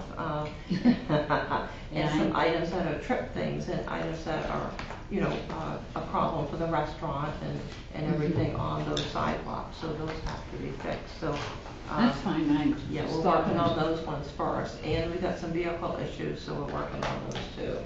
And then we'll head off to this one. I have to. But don't we have to have something on the agenda that gives you permission? Don't we have to have something? Yes, we're gonna bring those all in. In my report that you were gonna get as the computer crashed, it had a whole list of all the RFPs and RFQs that we were working on. Okay. And so those are all headed in to the next meeting, as many as we can do. The generators on that and all of the construction work out here. The RFP, RFQ for the staffing study for the town departments, I've tried to find something online, I haven't found anything yet, but I will, because I've got a lead on 2 towns that have done this in Southern Maine. So I I think I assume, can deal with that in March, maybe after the other. yes, let's get the other process. ones going. We need this one for the budget process. Right. The other ones we have the money for, we hope we do, that will get better pricing for that back walkway. We got wonderful pricing for the roofing, but the pricing for the work that needs to be done on the outside of the building, you know, was just so high. Okay, thank you. And I think one other thing I was gonna comment on, you had mentioned about doing YouTube videos for some of the recycling activities and stuff. Yes. Heart of Pittsfield did a bunch of videos interviewing people working in Pittsfield, and have those been shared on They're on the the social town, media? they're on or the town's website. They are on the website. Yes. Have they been shared on the social media? Because that could be like a weekly thing that you could just kind of plug in the link to, and then it's something that pops up to keep the feed active, but it's not something that you have to actually spend a lot of time on. It's just a link to the. Well, the Heart of Pittsfield has shared them. Right, but I'm asking if the Their town has website. shared, like you can share from one page to another to. All right, so we got permission to put them on our website. We'll talk with them about sending them out too. Okay. Because they're their YouTube, Right. you know, their items, so we'll need to check on that. But yes, I'll set that all up and talk with Amanda. We did the Facebook page, and we've got quite a few followers, but because we were working on the budget and finances, then we did less. Yeah. So now that we're not working on the budget for a few months, we're not moving out from July, then I'll focus on the social media. Alright, and last thing tonight, I just wanna say thank you for the counselors for, voting for mayor, and I hope I can, do the job justice, and I look forward to working with Matt on the days that I have commitments. I'm sure he'll be able to step in and sit at the big desk. I didn't realize the desk was bigger. There's like It is all kinds bigger. of room up here. It's good for you. I didn't realize that last time. You have as many papers as I do. I know, I had them all organized and now they're not. But that's all I have for this evening. So if anybody would like to make a motion? I'll make a motion to adjourn. Sorry. Oh, we met our deadline. Oh, look at that, to the minutes. Perfect. Yeah. Did everybody sign? I don't think we actually finished the motion. Here, you wanna move these? Oh, yeah. Oh, I The seconded motion it, was but we have made, to. there was Oh, a yeah. second, we have to vote. I thought you seconded it. I did. All those in favor? Oh, all those in favor say Aye. All those, This always happens to me. Can't tell Well, the no, I line, had, just get another over it. meeting, it was just that if you had a motion to adjourn, then You don't want to, don't, this is the motion that you really don't want. Zanny B. I know. Yes, yes, give me that. there are some questions I have in there, but I think the rest of them will do. Yeah, go ahead. I do too. Yeah, go right ahead. Grab my. Joe, how you doing? doing good. Good, Somebody good, said good. Everything is better be in here. All right. More than this is for sure. Oh, you got to got that. Regulate? Warrant 12. All right. All right, Warren Close, the one, she redid that. I only go. You're gonna run the LR? You're in District 3? Oh, you're in District 3. I didn't. So those were the fire truck, and she must not have been able to do that. At large is for everyone. Sure, yeah, truck or something. Yep. She had to redo that whole thing. Warren Close.